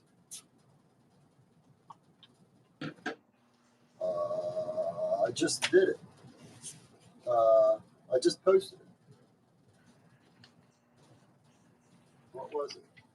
So you guys, I've backed it up, and I'm gonna try to make bigger accordion, like way bigger. So those were, I don't know, maybe an inch tall. Now I'm like making them like 3 inches tall, so I can try to get this thing closer together in between each ripple. Yeah. So just I think mine are pretty tall too. Actually, I think they're. that's what I'm doing right now. They're a We total of. shall see. When I make my kaleidoscopes, it's pretty much the same principle, just that I do the S pattern back and forth. Yeah, there you go. That went together easy for you right there. Well, I'm 30 seconds behind what you're actually doing right now. Yeah. So it's more like my kaleidoscope fold this time. Yeah. And it's now, so ladies who have smaller hands like me, if it seemed like that was just too long. There's no way that I could hold it all together when it was double the size. So you're just gonna have to make it work. So Pine bend. okay. Like what it was.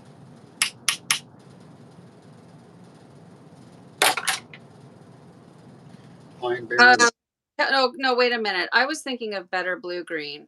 Yeah. Kelly green is not blue green. Kelly green is just a really beautiful grass green. Green. Better And blue is blue green. it's kind of almost like a turquoise, it seems like. Which one? Better blue green? Green. Green? Jade green. Say it one more time. Jade. Jade. Oh, jade green. Jade Yeah. green to me is more like turquoise green. Yeah, that's what it looks like. Like an aqua color. Yeah, jade green is one of my very first. I had bright green, and then jade green was one of my very first greens, and I love it. Like, not the primary color. Like my very first. I went off the regular list and tried to get something cool, and that was jade green, and I love jade green. So Tide Pool was the one that I just posted that was like a mint green and a, I don't know, glacier blue kind of look to it. Who makes that? Happy Cat. It's her brand new color. It's called Tide Pool. She just introduced it on Monday. Oh, nice. Or Tuesday or Wednesday. I haven't seen it yet, or if I have, I don't know that I have. Okay. So The thing is going to be trying to keep this thing from popping while it's underneath ice. So it looks like I don't have very much. So mine wide is only at its widest, it's 3¼ inches wide. So that's not a whole lot of colors. So for mine, I'm gonna do probably one. I'll probably just do maybe two colors. Two, okay. Because I'm gonna do one stripe down the center, and then the alternating color on each. Oh, okay. So down there I'll have one stripe, and then on each side of that I'll have the other color. So like I'll do jade green, and then purple or magenta or something on the outsides. Let's see, or something like that. I'm looking for another rubber band. So I'm gonna try to go this way. So I'm gonna hold it together also. So I put the rubber bands, on top. Now I just put one around the side of it just to kind of try to help keep it. At this point right now, it's reminding me so much of my kaleidoscope work. You guys have seen me make tons of kaleidoscopes. So you can see how it has that S curve in there. That's the accordion fold. And then you can see the ripples of the side fan fold. Now for dye placement, it's a thick one. Yeah, muck dyeing is not a bad idea. You know how we were talking about that, Scott? Yeah, that's why I was saying I put it in a stock pot. I don't know. I call it a stock pot. Let me see. I'm sure it says how deep it is. It's T-fall. Um, it's a 5.5 quart, so it's like I don't know, a big soup pot or whatnot. And I would just set it down in there.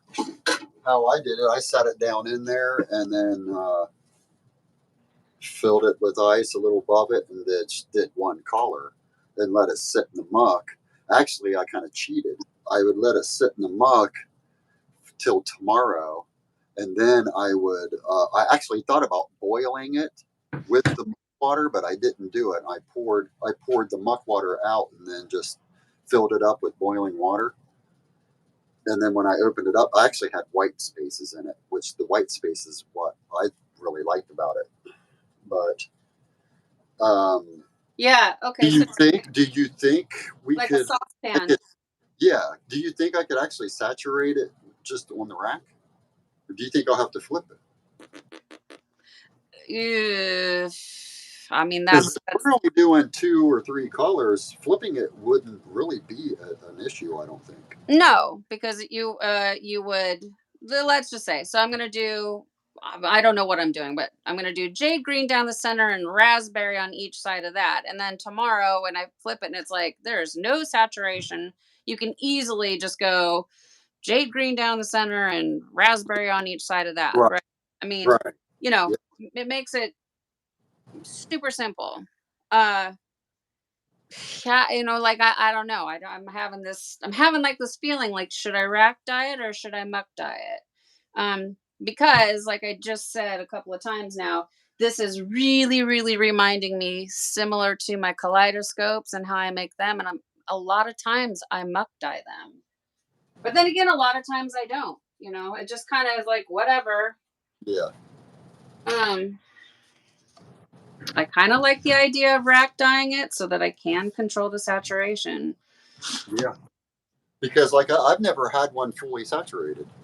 Because I always pull it out early, and not to say that it would actually be fully saturated if I let it set for 48 hours, because I mean, Well, you got the dye has to be in it, like it. yeah, Dye I mean, has to be there in it's order. thick, and I have it sinew wrapped, so um, Shit, I'm thinking about doing yellow, blue, and red.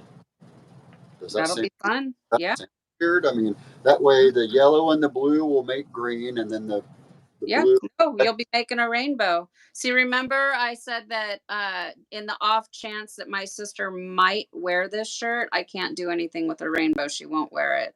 Yeah. So I have to Care do. if I it's have to choose. I have to choose colors on this one that somebody might wear if it should turn out. yeah. But no, yes, your primary colors will make a rainbow. Yeah. So you just decide, like, are you going to do yellow down the center and then red on top and blue on the bottom, just like I one. thought about doing blue down the center, yellow on one side, and red on the other. Perfect. It'll work. Okay, let's do it. So, so Can you- like when you open your shirt up, your blue line is going to primarily be from your center point, zigzagging.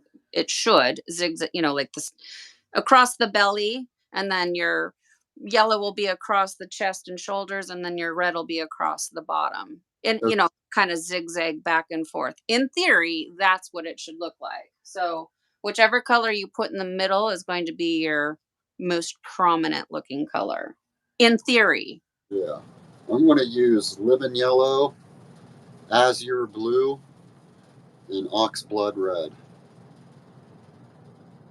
What other reds do you have? I have Chinese Red. I have.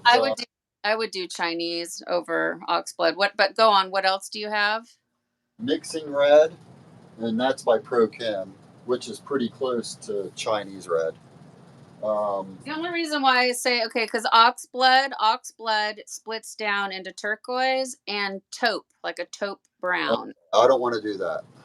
Chinese red will stay pretty much just primary color red without any splits. Right.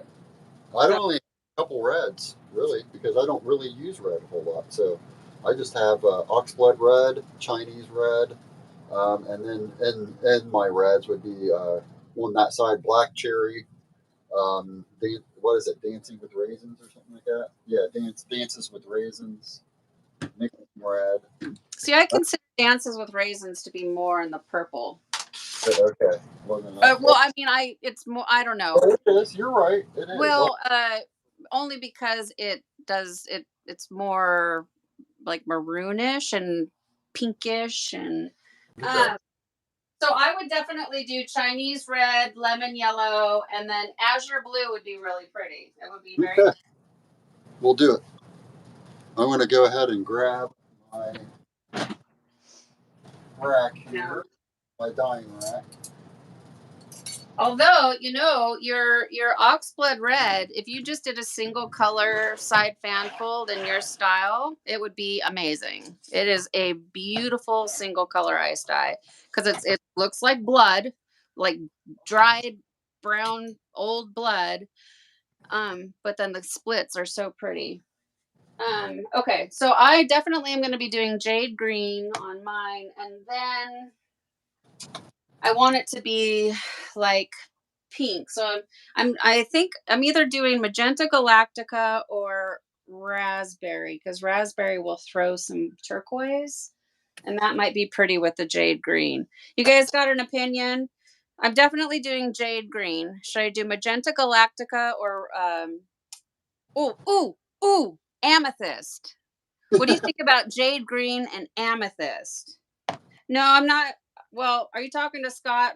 I'm not going to put red violet on mine. Red violet would look pretty on Scott's, because it's a purple red. Let's see. Or well, Amanda, you could be saying red violet to somebody totally else, not even talking to me. I think. Oh, what did I just say? Amethyst. I think I'm going to do amethyst and jade green. Now I just need to decide. Do I want to do jade green down the center? No, I think I'll do amethyst down the center and jade green on the sides. And just hope for the best. I'm not overly pleased about how the ripple is, but I'm scared if I try to fix it, all the rubber bands are going to come undone. And well, no, it's just going to be, it is what it is. It is what it is, everybody. Okay. Wear your mask so you can live another day to tie-dye. Wear my mask. Yeah. So everybody put on your your PPE. If you're tie-dyeing, you want to make sure you cover your mouth, cover your nose. Pretty face. Aw, that was sweet of you to say. Okay, I just had to check to make sure I have ice. I'm going to be using my nugget machine ice. How many of you guys have got your nugget machines? I love my nugget machine. Where's my spoons? Okay. So I'm using picnic spoons because my dye spoons are in the kitchen, and I'm not gonna go in the kitchen. But the funnel scoops are amazing, you guys. I use them all the time, and then I just wash them in my dishwasher. Okay. Yeah. Okay. Well, here we go. What did I say? What did I say? I was doing amethyst in the center and then jade green on the sides. And we shall see. Lemon yellow. Okay. Yeah, azure blue, that's a really pretty blue. It doesn't split. And it's a nice it's like a nice deep turquoise. It's like a turquoise royal blue, because the actual color turquoise from Dharma Trading Company does not ice dye well. It pretty much turns into like a baby blue, which is beautiful, but if you want a color that's going to really pack punch, azure blue is a good one. And it does have a little, to my eye anyways, it has a little twinge of the turquoise, whereas like cerulean blue or bluebird is a true royal blue. And that stuff is powerful, man. It'll take over your entire project. You put a little bluebird, forget about it. You're just going to have a blue shirt. Azure blue doesn't seem to do that quite as bad, but you get good saturation.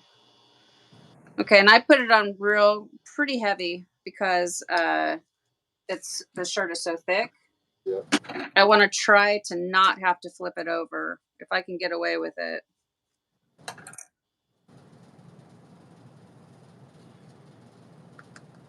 Yeah. I think I might have to though.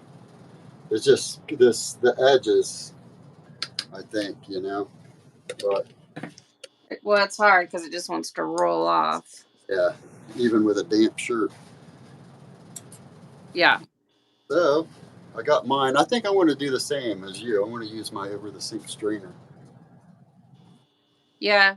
It's definitely not muck dyeing, but I can have more control. And then tomorrow, if I want to flip it and throw it in a bowl and muck dye it, I can. The sky is the limit. You can really do whatever I mean, you can cross methods, and I mean, Yeah. we do it all the time, Yeah. And when you showed me your sauce pot, I thought, well, that's pretty genius, because then when it's done, you can just put the heat on simmer and just boil your project. That's what I thought about doing, but then I was like, I'll just dump the muck out and add boiling water to it and let it sit there for 10 minutes. Yep, and I mean that too. But see, I hadn't really given much thought to putting anything in a saucepan before, but Like the idea of the over the sink strainer, because now we don't have to make an ice barrier. nope, no ice barrier, and the control. I can come back and I can check it. It's not going to be, soaking in a bunch of muck water, and because the muck water is deceiving, it may look saturated when it's not, and so Yeah, I don't mind to put more on it tomorrow. Really, I mean, I'm off tomorrow, so that's fine with me. yeah. So I just take every project as it comes. If I get good I'm almost positive I'm going to need to flip this one over, just from my experiences making all my kaleidoscopes. Yeah. Very rarely are they perfectly saturated all the way through, but you just never know. So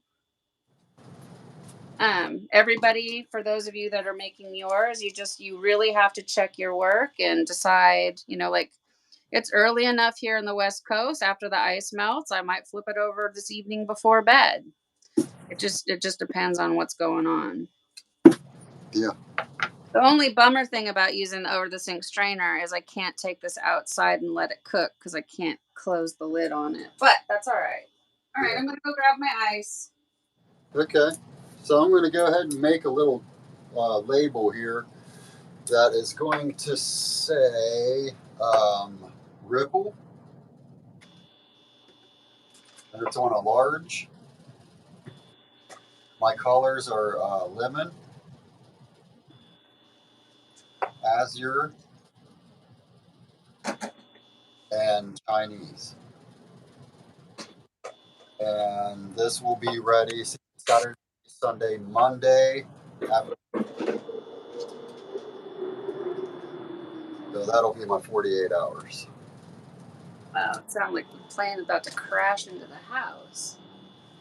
We live near the airport, and so when they come in, the airplanes are like loud. Yeah, always document what you're doing, because if you like what you did, you guys, it's nothing worse than going like, what colors did I use? What? Yep. Okay, so for me, I gave a quick little sprinkle of soda ash for good measure. Now, you guys have seen me do this before. If you watch the kaleidoscope videos, I'm actually going to backfill around it with my ice, because if I try to put the ice on top right now, it's just going to knock all the dye off the project. All right, I'll do the same. I'm going to just kind of backfill around my project here. It's going to help keep the project sitting upright. And already, like, you can see that beautiful jade green, you guys. Like, oh, jade green is the best. That is the best. If you don't have jade green from Dharma Trading Company, I seriously recommend it. It's so pretty. Okay, now I've got it, backfilled, and look at that.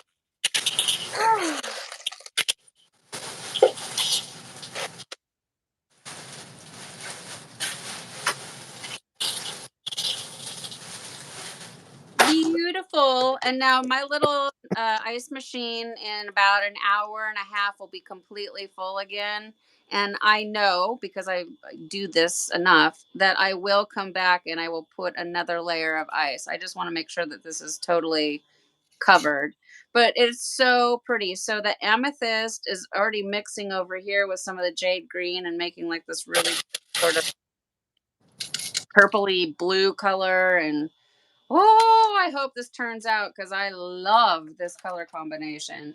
Let's see. Brandon, you've been putting your projects under your porch and you'll leave them uncovered. Yeah, if you're not setting them anywhere that's in direct sun and it's not windy and they're drying out, sure. I don't have any area like that. So if mine go outdoors, they're going to be in direct sun. I've tried setting it under the eave where it's shady, but I live in the Columbia River Gorge, which is famous for kiteboarding wind. So it's very windy. If I set this outdoors, it'll dry out and so make sure that if you're going to be outdoors, you have a way to cover it. Like I could probably really seal this with tin foil. Like if I was desperate, I could put it outside, put foil. It's not all. I don't need to do that. Okay. Woo.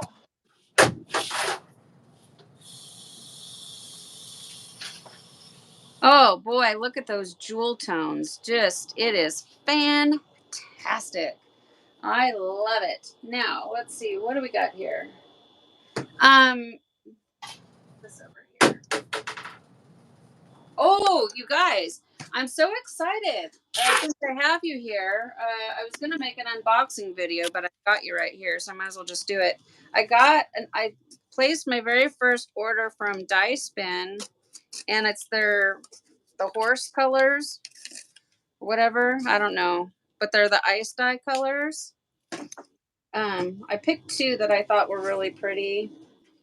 All the colors are pretty, but I've got so much dye, you guys, that I need to get through what I've already got before I start taking on a whole nother dye company's full arsenal of colors they offer. So I forget what I picked.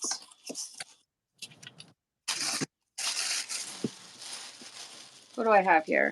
Oh, okay. So the dark horse dyes. Oh, they're just numbered. They don't say what color they are. No, there's no numbers, or there's no names. They're numbers. Dye okay. Well, that's kind of like a not.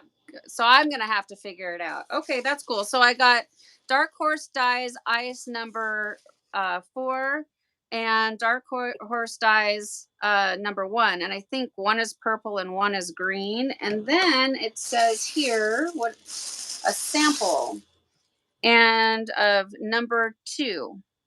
So I'll have to go on the website and then, right on here, I'll just take like a little piece of painter's tape and I'll write.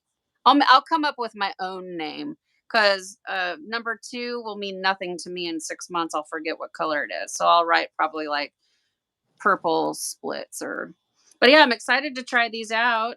And Dark Horse Dyes, if you happen to stumble upon this video, thank you for the sample. I'm excited to try it out and see what it's going to do for me.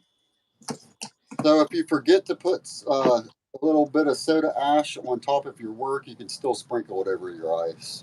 Oh yeah, for sure. I did mine under. Did you forget?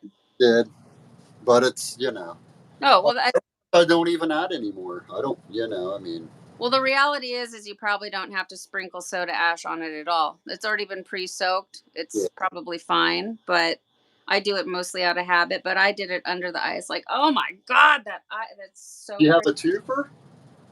No twofer. No twofer? No twofer today. I'm not. I'm not that prepared. My sister's going to this concert here in a few days, and I got to get on her projects. And my mind is, I don't do custom work, you guys, and when I have to make custom orders, I kind of lose my mojo.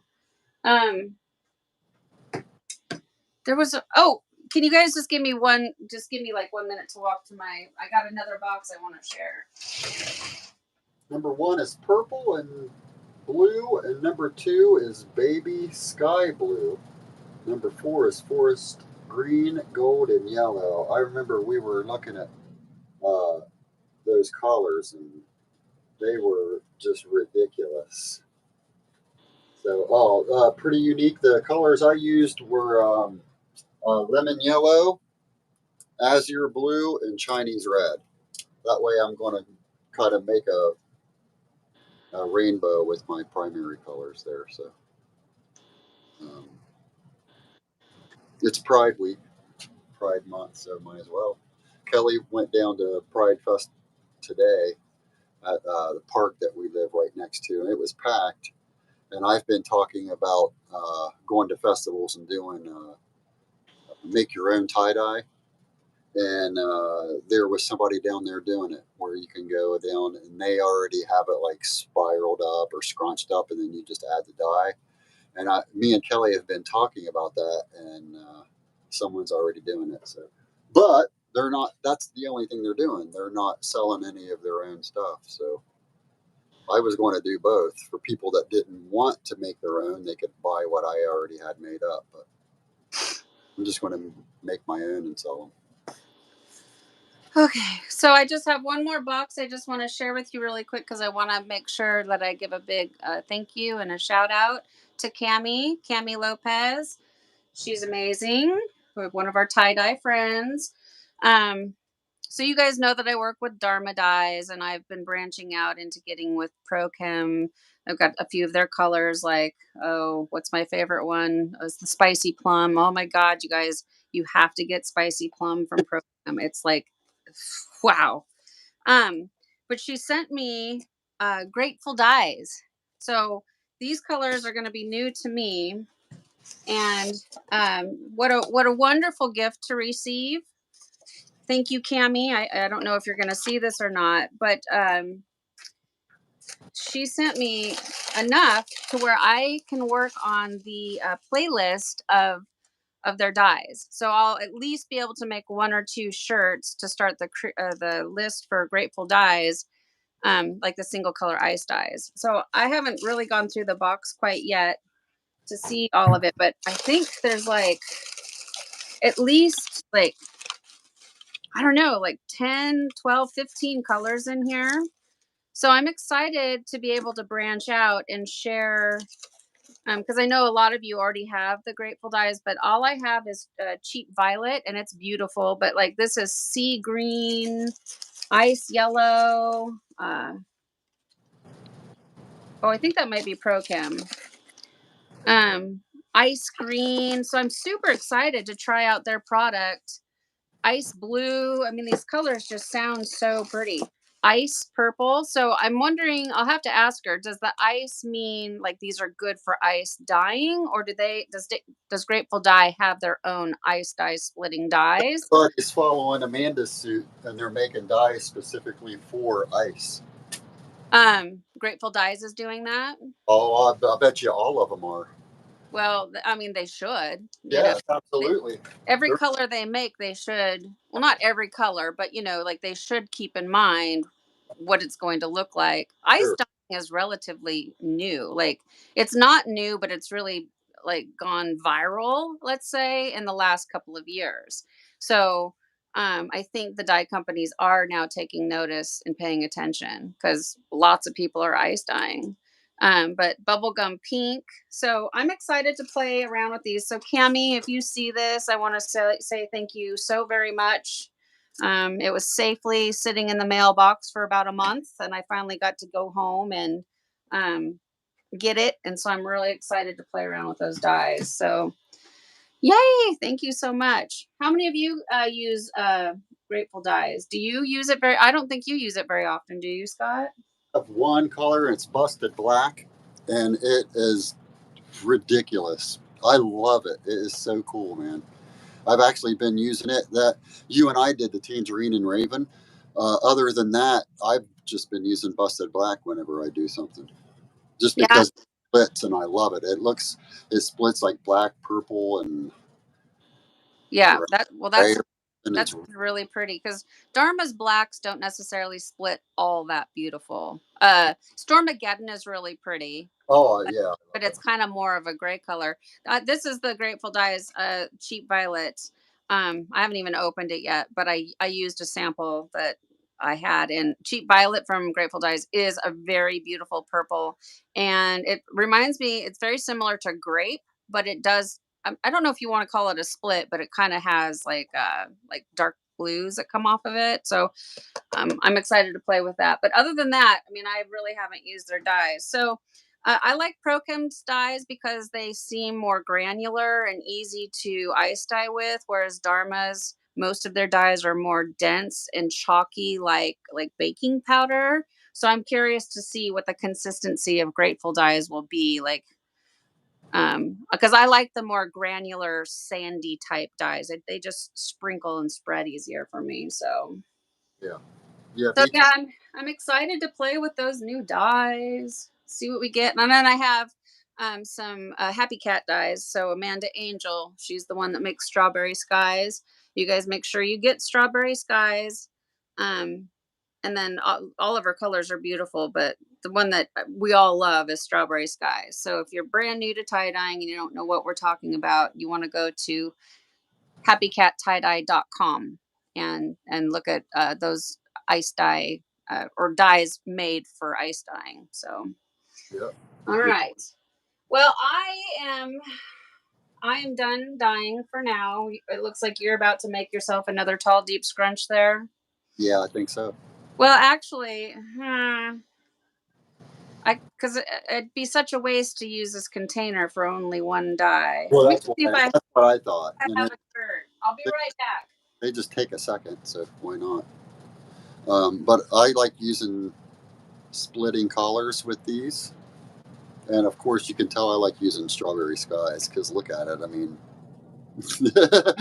why don't you want to use skies? You know, I mean, daggone. I call it psychedelic coral. That's what it looks like. Looks like psychedelic coral to me, like you're in the psychedelic ocean or something. Yeah, no, it's fantastic. I mean, they're so cool. Okay. Let me just one quick second. I like to clean my table off in between projects because even though it doesn't look like there's anything on the table, there usually is. Yeah, absolutely.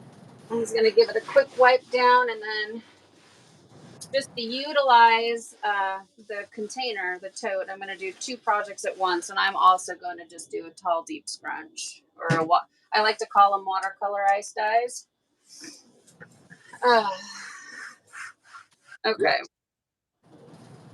And I love the over the sink strainers. These are the best. Okay, now for mine, Scott, you like to put yours face down or face up? Maybe he walked away. I typically do mine face up just because again, I want all my dye color to be brightest on the front if there's going to be a front. And I just kind of, for me, I just set it over top and then I just kind of stuff it in there. And you don't want to overwork it. You just want to get it in there. And this one is a 2XL again, ladies cut Gildan heavy cotton.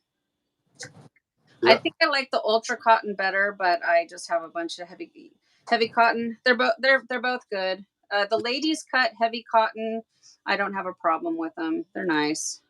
Yeah. I actually do the opposite. I turn my shirt inside out and put my front down, my back up, and I don't know why. Well, it doesn't, honestly, it doesn't matter because if you look at the shirt, it's got a tall peak and a low valley, tall peak and a low valley, and since the front and stuck together, it's like tall peaks. I mean, I don't know. This is just the way I do it. Scott does his backwards, and so we'll see what color. What color are you doing on yours? I don't know. I have to use splitting colors. You know what I I mean? think I'm gonna do a happy cat tie-dye color. Okay. Because I need to use some, and you recommend. I don't want to do dragon's egg. I've already done a dragon's egg shirt. I want to do something different. And I also don't. I don't want to do strawberry skies. Sure. Sure. Um. And I don't necessarily have all the colors you have, but I've got Flying Forest, Black Magic, Schnozberry, Druid's Grove, Noble Purple, Enchanted Sunset. I don't want to do Enchanted Sunset. No way. Yeah. Not for this one, because this is potentially for my sister, and that Enchanted Sunset is more like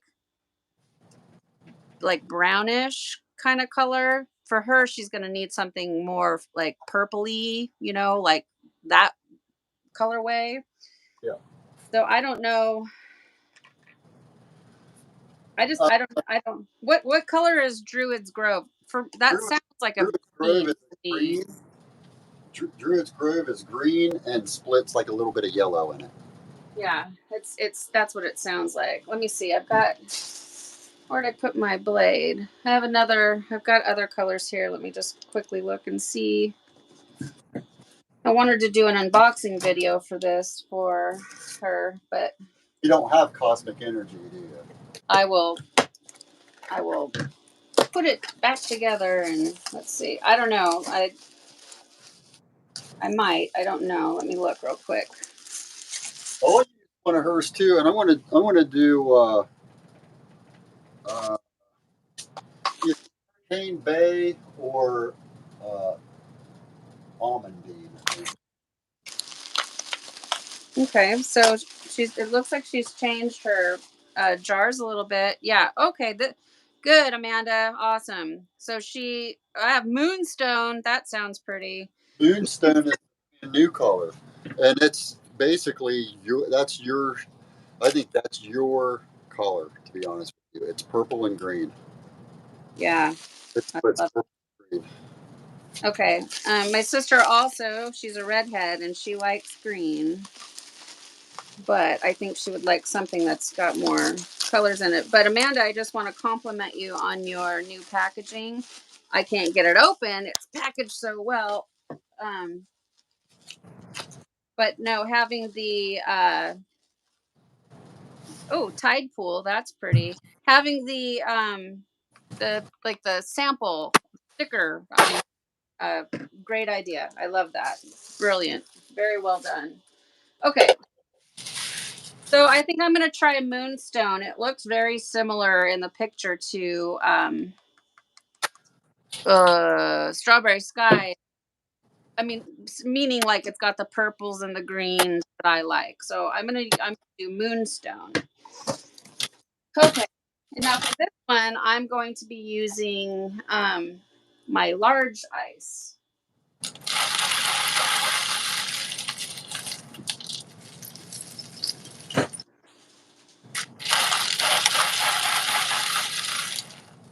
Me too. I use big cubes because I feel.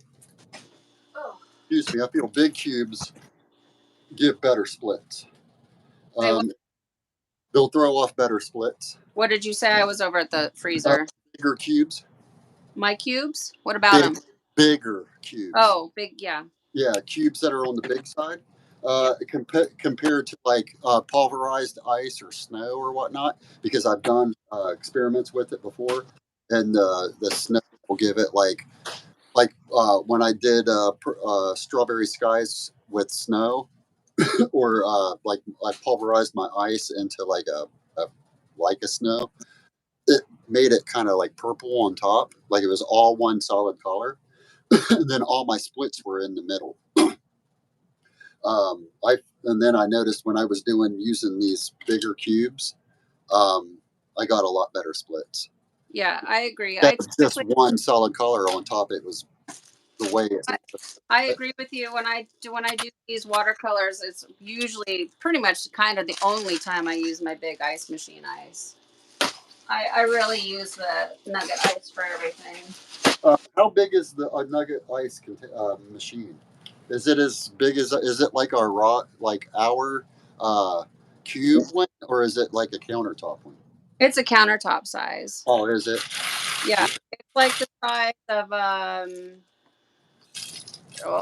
like those Keurig machines, like those Yeah, fancy yeah.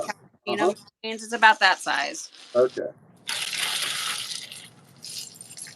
I like the big cube ones that we have because I don't have to babysit it. No, yeah. Yeah. Well, I can. I have to babysit mine because I turn it off. I have got my hair is wrapped up in here, and my hair has purple dye on it, which will dye the shirt. Um, so after I fill up, 3 or 4 bags, I have to turn mine off. So I don't have to babysit it, but like I don't leave my large machine running all the time. My nugget ice machine only turns off when I go to Washington. Other than that, it stays on and it just does its own thing. Yeah. It recirculates. So as the ice melts, it will just go back up and make more ice and all that good jazz. Okay. Now for mine, I try not to have huge. God, I'm just shedding like crazy. I said shedding. My hair is shedding. Like, what's she talking about? And don't stab your project. But I try to make sure that I have cubes, not a whole bunch of just like huge hunks. And I like to put enough on to where I just don't see any fabric showing through anymore. Me too. So at a happy balance. I don't want to over ice it. And if you're getting this commercial ice machine ice, these cubes were made on -4. So a -4 setting will give you a good ice cube with a dent in there where if the dye goes in there, it can sit there and melt and split and do all kinds of cool things. So I know when you watch Greg do his videos, he prefers his like on +8 for max. Mine's on -8. Mine's on the lowest setting. Yeah, I don't know. I think Greg does like +5, maybe. Yeah, I'm yeah. being sarcastic, He but gets big sheet. He has big yeah. sheet, and I'm like, wow, man, that's cool.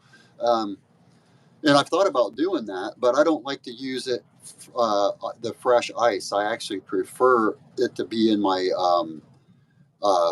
deep freezer for a couple days before I use it. I like it really cold, so when I add my dye, it kind of sits there on top and it doesn't just start spreading. Yeah, That's just me. sure. There's nothing wrong with that. Mine happens to just sit in there mostly because I bag it up and then I don't use it. And then I bag it up and it's like I use it, then I don't use it. And so mine usually, and also turns to snow, but I made this just a couple weeks ago, so it's still pretty fresh. Okay, so I've got my dye over ice or my shirt pre-soaked soda ash. The shirt was actually kind of dry because it's been sitting in a pile I never got to. And now I'm just gonna, I don't know, that looks like maybe a teaspoon, and I'm just gonna lightly sprinkle it over top the whole project. This is what did I say? Moonstone, I hope. Very green right now, and it looks very pretty. Yeah, it's a beautiful color. And a little bit goes a long way. I think I typically put way too much on. So I just am trying to do a nice thin little layer, and then that way the splits can do what they want to do. Right away, I'm seeing the dye go from a light green. Now it's turning into a nice dark green. I'm seeing some turquoise. I see a little bit of fuchsia right there. Interesting, but that's probably what's gonna make the purples, pinks. And I think that looks pretty good. I don't want to overdo, but yet I'm not stopping. I said that looks good, and here I keep going. But This color is crazy. It goes on red and then it splits blue. which one is that? This is cosmic energy. Okay, I'm excited to see. Okay, so now I'm going to set this and I'm going to give it a quick little sprinkle of soda ash just because it's my habit. Oh wow, look at that. And and then I'm just going to set both of these projects aside and come back and rinse them in a couple of days. Well, tomorrow I'm going to do some flipping probably, but Yeah, me too. More than likely. well, if I feel like that's necessary, maybe I'll get with you. We can do it after the ice melts and just take a look and see what we're doing. If it Yeah. looks like it needs a lot of work. Yeah, I mean, I'm off, so. Wow, that color is really pretty. Yeah, it's red and then went on, and then as soon as it hit, it split to a blue. Yeah. Well, from this far away, it almost kind of looks like Dances with Raisins on there, or like Black Cherry. I mean, I don't know. I'm just, Yeah, yeah. and I'm like way at a different angle, but yeah, that. Well, the dye is kind of a black cherry-ish look, the actual dye itself. No, that's really pretty. Happy Cat Tie-Dye, www.happycattieDye.com. Yeah. So some of you guys might, I've been posting fan folds on Happy Cat the last few days, and I'm doing fan folds for her website for like like a swatch, and I'm doing the ice for her. So that's why I've been posting side fan folds of just single colors. So I thought I was just going to. I think I'm just going to go ahead and do one every day, and then I'll post it. That way, everybody can have the ice swatch that's on her group. So Sure. you can go up to the magnifying glass, type in strawberry sky, and then anything that strawberry skies that's mentioned will come up, or almondine, or butter beer, or whatever. Type whatever color you want in there, and then those swatches will come up. And Yeah. you can actually do that with anybody's name too. You can put somebody's name in there, and just their work comes up. So I don't know if you guys knew that or not, but all groups are like that. I never knew that because my hometown has a historical page, and I work at a golf course, and I asked if they had any old picture of the golf course, and he said that's what he told me to do. Just go up to the magnifying glass, type in Worthington Golf Course, and any picture or anything that's been mentioned about that will come up. And so Yeah. any groups like that too, you can type in Stephanie Ross, and all her work will come up, or Scott Raddice Walker, that will come up, and Yeah. Hashtag. Pretty Unique, that'll come up. Yeah. You know all that. You go into YouTube, up in the search bar, and you type hashtag spiral tie-dye, a spiral tie-dye from anybody who's ever made an upload, or hashtag side fanfold, or hashtag wigwag. Everybody who's tagged that in their videos, they put them all in one spot. So if all you want to do is learn the wigwag today, hashtag wigwag, all of it available will pop up. And so that's great, Scott. Yeah, definitely share your single colors. And then I also will be working on the playlist of single color tutorials. I'm not there yet. So, but that's my plan for this summer, is to work on that. I'm seeing some bronze starting to show up. I need a little more ice right here. I'm seeing t-shirt too soon. I don't like that. Well, actually, I can see a piece of mine too, and I wonder if that's how I get some of those what you call confetti. What I call what? The white spots? Confetti, where it's just like it almost looks like a drip spot, where it's just well, I was showing you. Actually, I'll show you right here because I have one that is full of confetti. Oh, the confetti. Yeah, the confetti. What you were calling, we were talking about it, and you were calling it confetti, and I think it's a very fitting name actually because it really looks like confetti. Well, that's what people refer to as speckles. We're Yeah. all to avoid speckles. I call it confetti because it just looks like little confetti. Like, it'll be the primary colors of blue, yellow, and red, and I don't like them. I want to try to avoid those at all costs. So Right do you after I was think thinking that's from? bronze. Do you think that's from drip, or do you think that's from exposed shirt? I think it's from the dye not dissolving. I think that little piece of dye just sat there, one little piece, and didn't dissolve, didn't split. That's what I think it's from. And an dye world.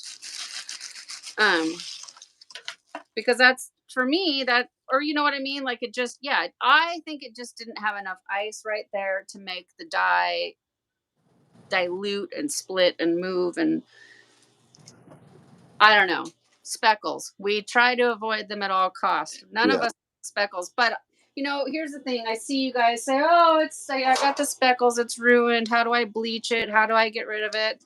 You don't. You just move on. You go, "Well, there's got speckles, and I'll know for next time that that color makes speckles." Yeah. And you know, it's tie dye. There is no right. There's no wrong. Some patterns need to look a certain way to be called a certain thing, but it's all beautiful, right? Yeah. Yeah. So, let me see your speckles there. Oh, I mean, yeah, I see them. I don't, you know, I don't know why that happens. Like I said, to me, I think it's because the dye was just concentrated right there, and maybe the ice didn't melt and hit that little piece of dye, and it just kind of sat right there and didn't move on. Look at that. Like, oh my God, that is so beautiful. Even with the speckles, it's like Oh, look at that. psychedelic coral, baby. Man, I love it. Well, you guys heard me. I thought I was just talking to Scott privately, but like I said in the beginning, this is Strawberry Skies to this date is going down currently as the prettiest, hands down, by far best single color in a jar. There, nothing can beat it. I mean, it is perfect. It's a Yeah. color for me that has everything. You guys see me make this all the time. What do I always pull jade green, magenta galactica, some gold. I make the same thing all the time. That one dye has it all in one jar. Yeah, look at that. That is beautiful. Wanda, thank you so much. Oh, that's very generous of you. Thank you. And that's a cute little fox guy on his back laughing. How sweet. Yeah. Thank you so much. Oh, that's really pretty. It looks like a diamond within a like a raindrop. Yeah. Yeah, so nice. Now, what color is that? This was the inside is new emerald green. The out and then out from it is chartreuse the chartreuse by Pro Chem, and you can see it splits into like some funky colors. And then so I did new emerald, then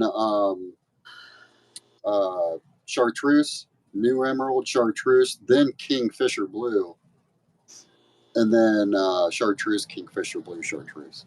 Uh, this is actually a design by Diverse Designs. I think he retired from tie-dye a couple years ago, but I still watch his work on YouTube. It's called Diverse Designs. Check him out. He does this crazy work like this, and it's like this is um, his diamond fold. So he calls it radiating emblem, which Yeah. is basically a diamond. And it's not the easiest fold to do. He makes it look easy. This is my first attempt at it. Well, So why don't we make a video of it? Maybe next time we go live, you can show how you did it. sure, absolutely. No, so that's really pretty. Kingfisher blue is a beautiful turquoise. What's the watercolor one? What color is that? This was the watercolor was Stormageddon, or it's either Stormageddon or what's the other one? No, it's not Timberwolf. That's Stormageddon. That's all Stormageddon? Yeah, that's it. Stormageddon. Wow, yours is so different from mine. My Stormageddon is very lavender and gray and green. Mine doesn't have any burgundy tones in it at all. Really? Yeah. Yeah. Beautiful. Gorgeous. Well, thank you. Yep. That Yeah. is a medieval looking watercolor right there. I love it. Wanda, you just ordered Happy Cat? Yeah. Did you only order Strawberry Skies, or did you order a couple of different colors? Her dyes are much more expensive than regular dye companies dyes, but they're also designed for ice dyeing. So, um, it's worth it. I mean, it's very expensive, but Strawberry Skies, you sell a couple of shirts, it pays for your jar of dye. I Oh mean, yeah, 1 2 ounce jar of dye can make, I don't know, 20 watercolor shirts. yeah. So, you sell a couple of those, it'll pay for itself over and over again. Yeah, beautiful. So yeah, I'm excited to see how these are going to turn out. So like I said, we're going to get going because I need to get going. But I'm going to come back and I'm going to add another. I'm going to fill up my strainer here once the ice machine is full again. I could put the big ice on top of here, but I won't. I'm going to use my nugget ice. And I'm going to set these off to the side. The sun porch right now is 77 degrees. So I'm just going to leave them out here to cook and do their thing. And a couple days, give them a rinse out. And Scott, where are you sticking yours? I you said that. I think I might put mine upstairs in the attic. It's 100 degrees up there right now. Yeah, This thing, perfect. this thing would be melted in within an hour. Definitely. And in theory, in a couple of hours, you could rinse them out and move on. I mean, you could because of, Sure. because of the high heat. Yeah. I just like to let mine sit for a couple days. God, I Mm. figure in a couple of days they're gonna do whatever they're gonna do, and then rinse them out and call it a wrap. You guys can't see it, and I can barely see it, but right up here in this corner, it turned bright red up underneath the ice, and then there's no way for me to show you without like knocking the whole thing over. But I'm curious to see what this color is. My first time using it, I just opened it up, and then like right over here, I'm seeing some purple starting to form. I'm excited. I hope I didn't put too much dye on there. Less is more with Amanda's. Like in a watercolor, less is more, in my opinion. Um, some of the other patterns you might need to use a little bit more dye, but in the watercolor, you want it to split and do its thing. If you put so much, it's just going to go down into its base color and just be all green. Yeah. I want to see the reds. I want to see the purples. I want to see what this is going to do. Yeah. I might have overdid mine a little bit. You can see how dark mine is. But hey, that's tie dye. Yeah, well, this is my first time using this color, and I'll know. But there's times where I think, oh my gosh, I put it on awful thick. Well, And then I pull it out and I'm like, holy crap, that's perfect. But really, I only used not even a teaspoon. yeah, I just used the tip of my teaspoon. I mean, it was I should have put it in an actual teaspoon just to see. But yeah, Wanda, we want to know, what did you order? Or wait, Wanda said just order Happy Cat. Wanda and what did you order, Wanda? Oh, Vonda. Well, who just placed an order? Did Wanda and Vonda just order from Happy Cat? Honda. You guys, what did you order? I'm curious what color you guys chose. Okay, so that's what I'm going to do. I'm going to set it off to the side and put a little ice on here. I'm going to leave this one alone, let it do its thing. And then tomorrow we'll check it. Like I'll check on this just like I did this one. If I look at it and it's like, "Oh no, I need way more dye." I can always add more ice and add more dye and do it again. Hopefully I won't have to though. Hopefully it'll just be perfect just the way it is. Well, I think they might have left. So you guys are welcome. Thank you, everybody that tuned in. I appreciate it so much. Maybe tomorrow we might come back for just a few minutes to see what we're going to do. If they don't need any work, then we'll talk about it next time we go live. But for now, that's what I'm doing. What are you doing? You're taking yours upstairs to cook at 100 degrees. Yeah. Okay. Might have to start batching in my car. Man, it's even hotter in my car. Yeah, I know people do that too. All of you guys are just so we're McDivers, right? I remember a couple summers ago seeing people put things in their car, and I thought, well, that's brilliant. What a great idea. So, I mean, It, there's so many ways to batch these things. yeah. The key is just don't let them dry out. So if you're placing it in an area that is like in direct sun, it's going to cook it and dry it. The second it dries, there's no more batching, no more processing. It is done. So you want to make sure that it stays damp, for at least however long you want it to batch. If you want it to only batch for an hour and let it dry, no problem. But it's done the second it dries out. Yeah. So, okay, you guys, I'm going to call it. I think we had a really good session today. Yeah, it was Something fun. new. Scott kind of tried something new with his dye placement, and I tried a new color. I had a lot of fun. I could talk about tie-dyeing all afternoon. I could just really sit here and talk to you guys, but I've got chores to do. You down on the farm? No, I've got to get some of my sister's stuff made. I mean, like I have no more time. I need to get it done. So I need to sit down, tie up some geodes, make some lunch. It's too hot right now, but I need to water the yard. I mean, I got stuff I got to do. I hear you. All right. Okay. Oh, Vonda says she got Tide Pool, Moonstruck, and Pine Barrens. Yep. Yeah. I think those will be really pretty. Was she out of Strawberry Skies? I don't know about that, but I know all three of those colors are the brand new colors she just released on Tuesday. Yeah, no, I'm excited to play with them. I didn't know she released new ones.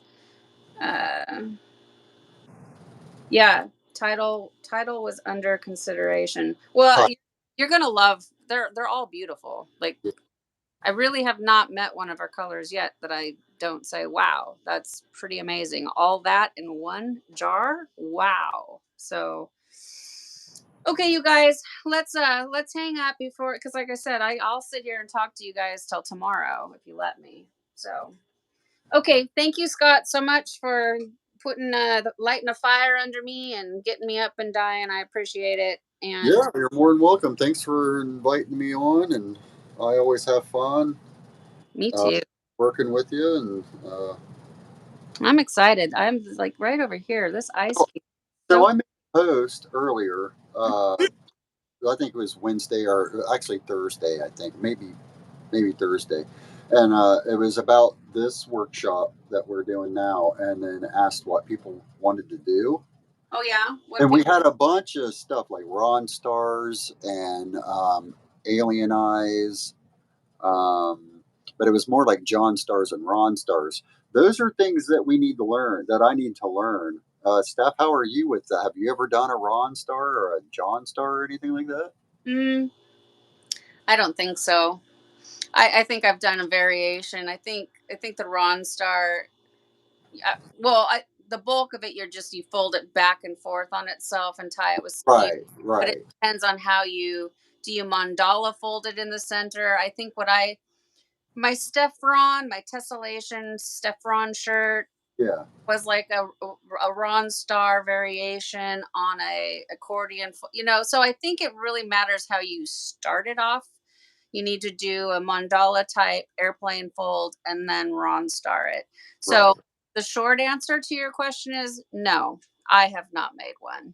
Well, I haven't either, but I'm not opposed to doing it. No, But but here was my point. If you guys know how to do that, get a hold of Stephanie and tell her that you'll show people how to do it. You know what I mean? Because like she says all the time, she can't call you. You got to call her. So if you guys want to come on and have her invite you on and you show your thing, do it. That's why I kind of wanted to see what everybody wanted to do. Hi, I Jen. mean, it's not like we knew what we were going to do and we just ignored what you said. I was very curious in what you guys want to see. I will learn those folds and try to get good at them and teach them. I don't care. I haven't seen the post, so save the post so that we can go back to it. I know that. It's on Belladonna. It's on Belladonna Well, Group. I haven't been on Facebook in like 2 months. I kind So of don't blame you, but you what? I kind of don't blame you. Oh, well, I like I said, I'm moving out. The garden. I've got the garden, the yard on my mind. But save the post. I know Teresa made the same post a long time ago, and we kind of really just have not done a lot of the stuff that people want to see us do. So Yeah. I know Well, Lila basically because I don't know how to do. I've never done some of that stuff. well, Like but we also talked about, that's okay. We can yeah, watch the video and fumble through it just like anybody who's never done yeah, it before. and that's another thing because I'm not opposed to do that. Really, I'm not opposed to fail, and then try to learn from my failures. You know what I Well, mean? not either, and that's the Yeah. whole No, all of it. even live, I don't care. You know. I don't care either. So, For me, I want to hang out with you guys. yeah. So When I'm when not we did the really glitch, teaching and learning and sharing experience and all that. I mainly am doing this because I like to chit chat about tie dye and hang out with everyone. So you guys just watch me struggle to make this. I don't think people mind. I think if anything, they probably like to see us struggle a little bit because then it makes us a little more human. I don't know. I could be wrong. well, yeah, So and it kind of just shows that you know you can learn on the fly. well, We're you kind certainly can. of glitch. Lila from Moon Dyes. Lila makes Ron Stars, and she keeps threatening to go live with me. And I don't think Lila's here right now. But Lila, if you happen to watch this later, get a hold of me, girl. Come on, teach us how to make the Ron Star mandala. We want to know. You know. Okay, but yeah, so keep that list, and why don't we just like start working our way down the list and making Yeah, because making stuff. Alien Eye was mentioned. You know the Patricia Otten's Alien Eye, and Yeah, yeah, a lot of, I definitely want to make one of those. I saw that Scott and I had been talking about this. Angie just recently made a video on it. If you got, Fun Endeavors Tie Dye Lab. So I think 3-4 days ago, she just made a tutorial. So if you don't know what we're talking about, you can go see a video on the Alien Eye. It's in all of our Facebook groups. But Scott, I think the reality is they want to see us make one. So yeah. you Well, know, let's that's see. fine. That's cool with me. Hey, Steph, what happens if you put the dye in the other direction? Are you talking about on the ripple? Well, it changes the dynamic of the way it looks. So the ripple is supposed to kind of look like a wigwag when it's open, and the dye is supposed to zigzag back and forth. Like here's your fan fold, and it'll be easier once the shirt's open to talk about it. But it should zigzag kind of back and forth and have like kind of like a radio wave look to it. So that's why you add your dye in that direction. I haven't made one where I put the dye. Scott, I think, has made one where he put the dye vertically instead of horizontal. It just changes the end results, but you can do that. You could start at this end and make a rainbow down. You can do it. There's no right or wrong, but you might not want to call it a ripple. I'd call it like a ripple variant because you're not. This is the way to make a ripple. The dye is supposed to go in horizontal lines, not vertical. Yeah. Hope that makes sense. Yeah. So, what's Scott's socials? My socials are Scott Rad Dyes Walker on Facebook. That's my personal page. And then my business page is Rad Dyes, like radical, Rad Dyes. And my handle on Instagram is Rad Dyes WV. I tried to use Rad Dyes, but there's like 6 or 7 of them. Yeah. So I had to use Rad Dyes WV. So those are my socials on Instagram and Facebook. I'm not really using anything else.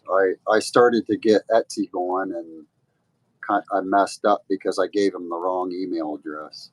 Instead of gmail.com, I gave him yahoo.com, and it messed all my stuff up. And I can't get to be able to use the name that I want because it's now taken. Yeah. but, So you and I talked about this. You're gonna have to send them like a personal, like you're gonna have to go on Etsy, yeah, do a contact us, write them an email, and they're pretty good about getting back. Like if you yeah, contact them on Monday, by Tuesday or Wednesday, you're gonna have an answer, and they could probably yeah, set it. But you're just gonna have to sit down and do that. yeah. I Uh, really need to do it because I'm trying to get away from doing custom orders. Yeah. Just kind of mentally exhausting. Mm-hmm. And like last year, I did so much that I felt like I couldn't progress and do what I wanted to do. I was getting better at what I was doing, but I didn't get to change up what I was doing because all I was doing was orders, custom orders. Yeah.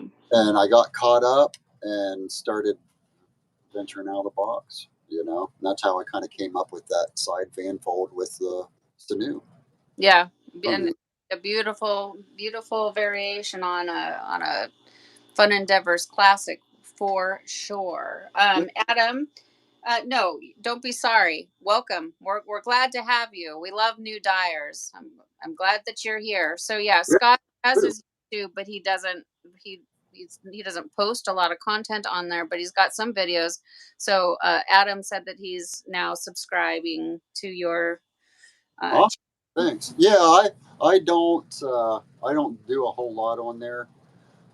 I I don't know. I like working with Stephanie, to be Yeah, honest. we go live together and have a lot of fun, and then Scott is very present in our group. He's much more present than I am. So you know, if you want to ask questions, okay, so I'm going to announce it. Down in the description box of every video that I upload, all my social media links and everything, you can find me all the way down there, Instagram, TikTok, all of that stuff. But down in there, there's a Facebook community tie-dye group, and it's Belladonna Dyes Community Tie-Dye Group. And it's all of the people that are here chatting with us now in the message section, and thousands more. Everybody's sharing their tie dye, so it's a really good resource. So Adam, make sure you go over to the Facebook group and join, because it's an extension of what I do on my YouTube channel. And Scott's in there, so you'll be, you know, you can talk to him more The, directly the via coolest group on uh, Facebook. Facebook. Facebook Messengers is a good way to get, you know, direct contact. And then Kathleen says, I guess I don't really know what a ripple is. Well, you just watched us make a ripple or attempt to make a ripple. So that is what a ripple is. And until we open it up and share it and can analyze where it went right or where it went wrong, it's too hard to explain. Kathleen, you can, if you type in hashtag ripple tie dye, everybody who's made a video, it'll pop up there, and you're probably going to be seeing Raya and liquid dyeing, but you'll get the idea because she does them. I wouldn't say she does them a lot, but she does them more recently than she ever has. So you can get an idea. So it's like a side fan fold with a dye twist. The dye is gonna, like I said, it's gonna kind of, you know, you got your fan fold, you got your arc. The dye is gonna zigzag. In theory, it should zigzag back and forth through the fan fold, just creating a really cool effect. Scott, didn't you make a ripple recently? I do them. Do you have it still, or did you sell it? I think I might have sold it. I do double fan fold ripples. This is the first single like side fan fold ripple I've done. Okay, so A I true saw a ripple I picture never of did. it. We can't share a picture while we're live, but anyways, it's gonna look cool even if it doesn't turn out perfectly. It's a great learning experience, and you know, I had fun getting frustrated. Like here, I don't know, can you guys see? You guys can't see it. Like right over here in this upper right hand corner, it's really turning this beautiful like blood wine. It's almost like emeralds and rubies in my ice cubes. I'm really curious how this color is going to turn out. All right. Okay. Well, I said what, 15 minutes ago we were hanging up, and here we are still talking. See, like seriously, I cannot stop talking about tie dye. That's all right though. I can't stop, and I can't stop myself. Yeah, Kathleen, just do exactly what we did, and do exactly what we did, and just choose your own colors, and let's just see how it turns out. I Yeah. don't know if it's gonna work, but I'm curious to see, because Kathleen, you're a natural. I mean, you took to tie-dyeing like perfect right out of the gate. So I think you're going to have cool results. So I'm curious to see what you come up with yours. And you can do as many colors as you want. Like you don't you can do rainbow. You can. It's just my understanding of it is at the center line, and then you kind of stack the colors like out from the Well, center. I didn't use some new, and I did, so we'll have a different look too. Yeah. So, well, I'm curious to see what you come up with, and Yeah. then. Okay. Oh, and Adam says he's found us on Facebook. So that's Yeah. awesome. So just answer the questions or whatever, and Scott or I or Kelly or somebody will click OK, and then you can get on in, and we're happy to have you. So Yeah. welcome aboard. And for Yeah. everybody that's been here for years, thank you so much. Thank you for tuning in. I'm going to try to get better about making videos and get back to it. So, all right, Scott, thanks so much. I'm going to hang up because I will not stop talking. Okay. Thank you. Bye, everybody. We'll see you next time. Probably about 2 Go weeks. bowl Right? 300. What? I'm going to go bowl 300. Oh, yeah, that's right. You're going bowling. We should have talked about that. I forgot. All right, guys, we're signing off. Okay. Bye. Thanks. Thank you.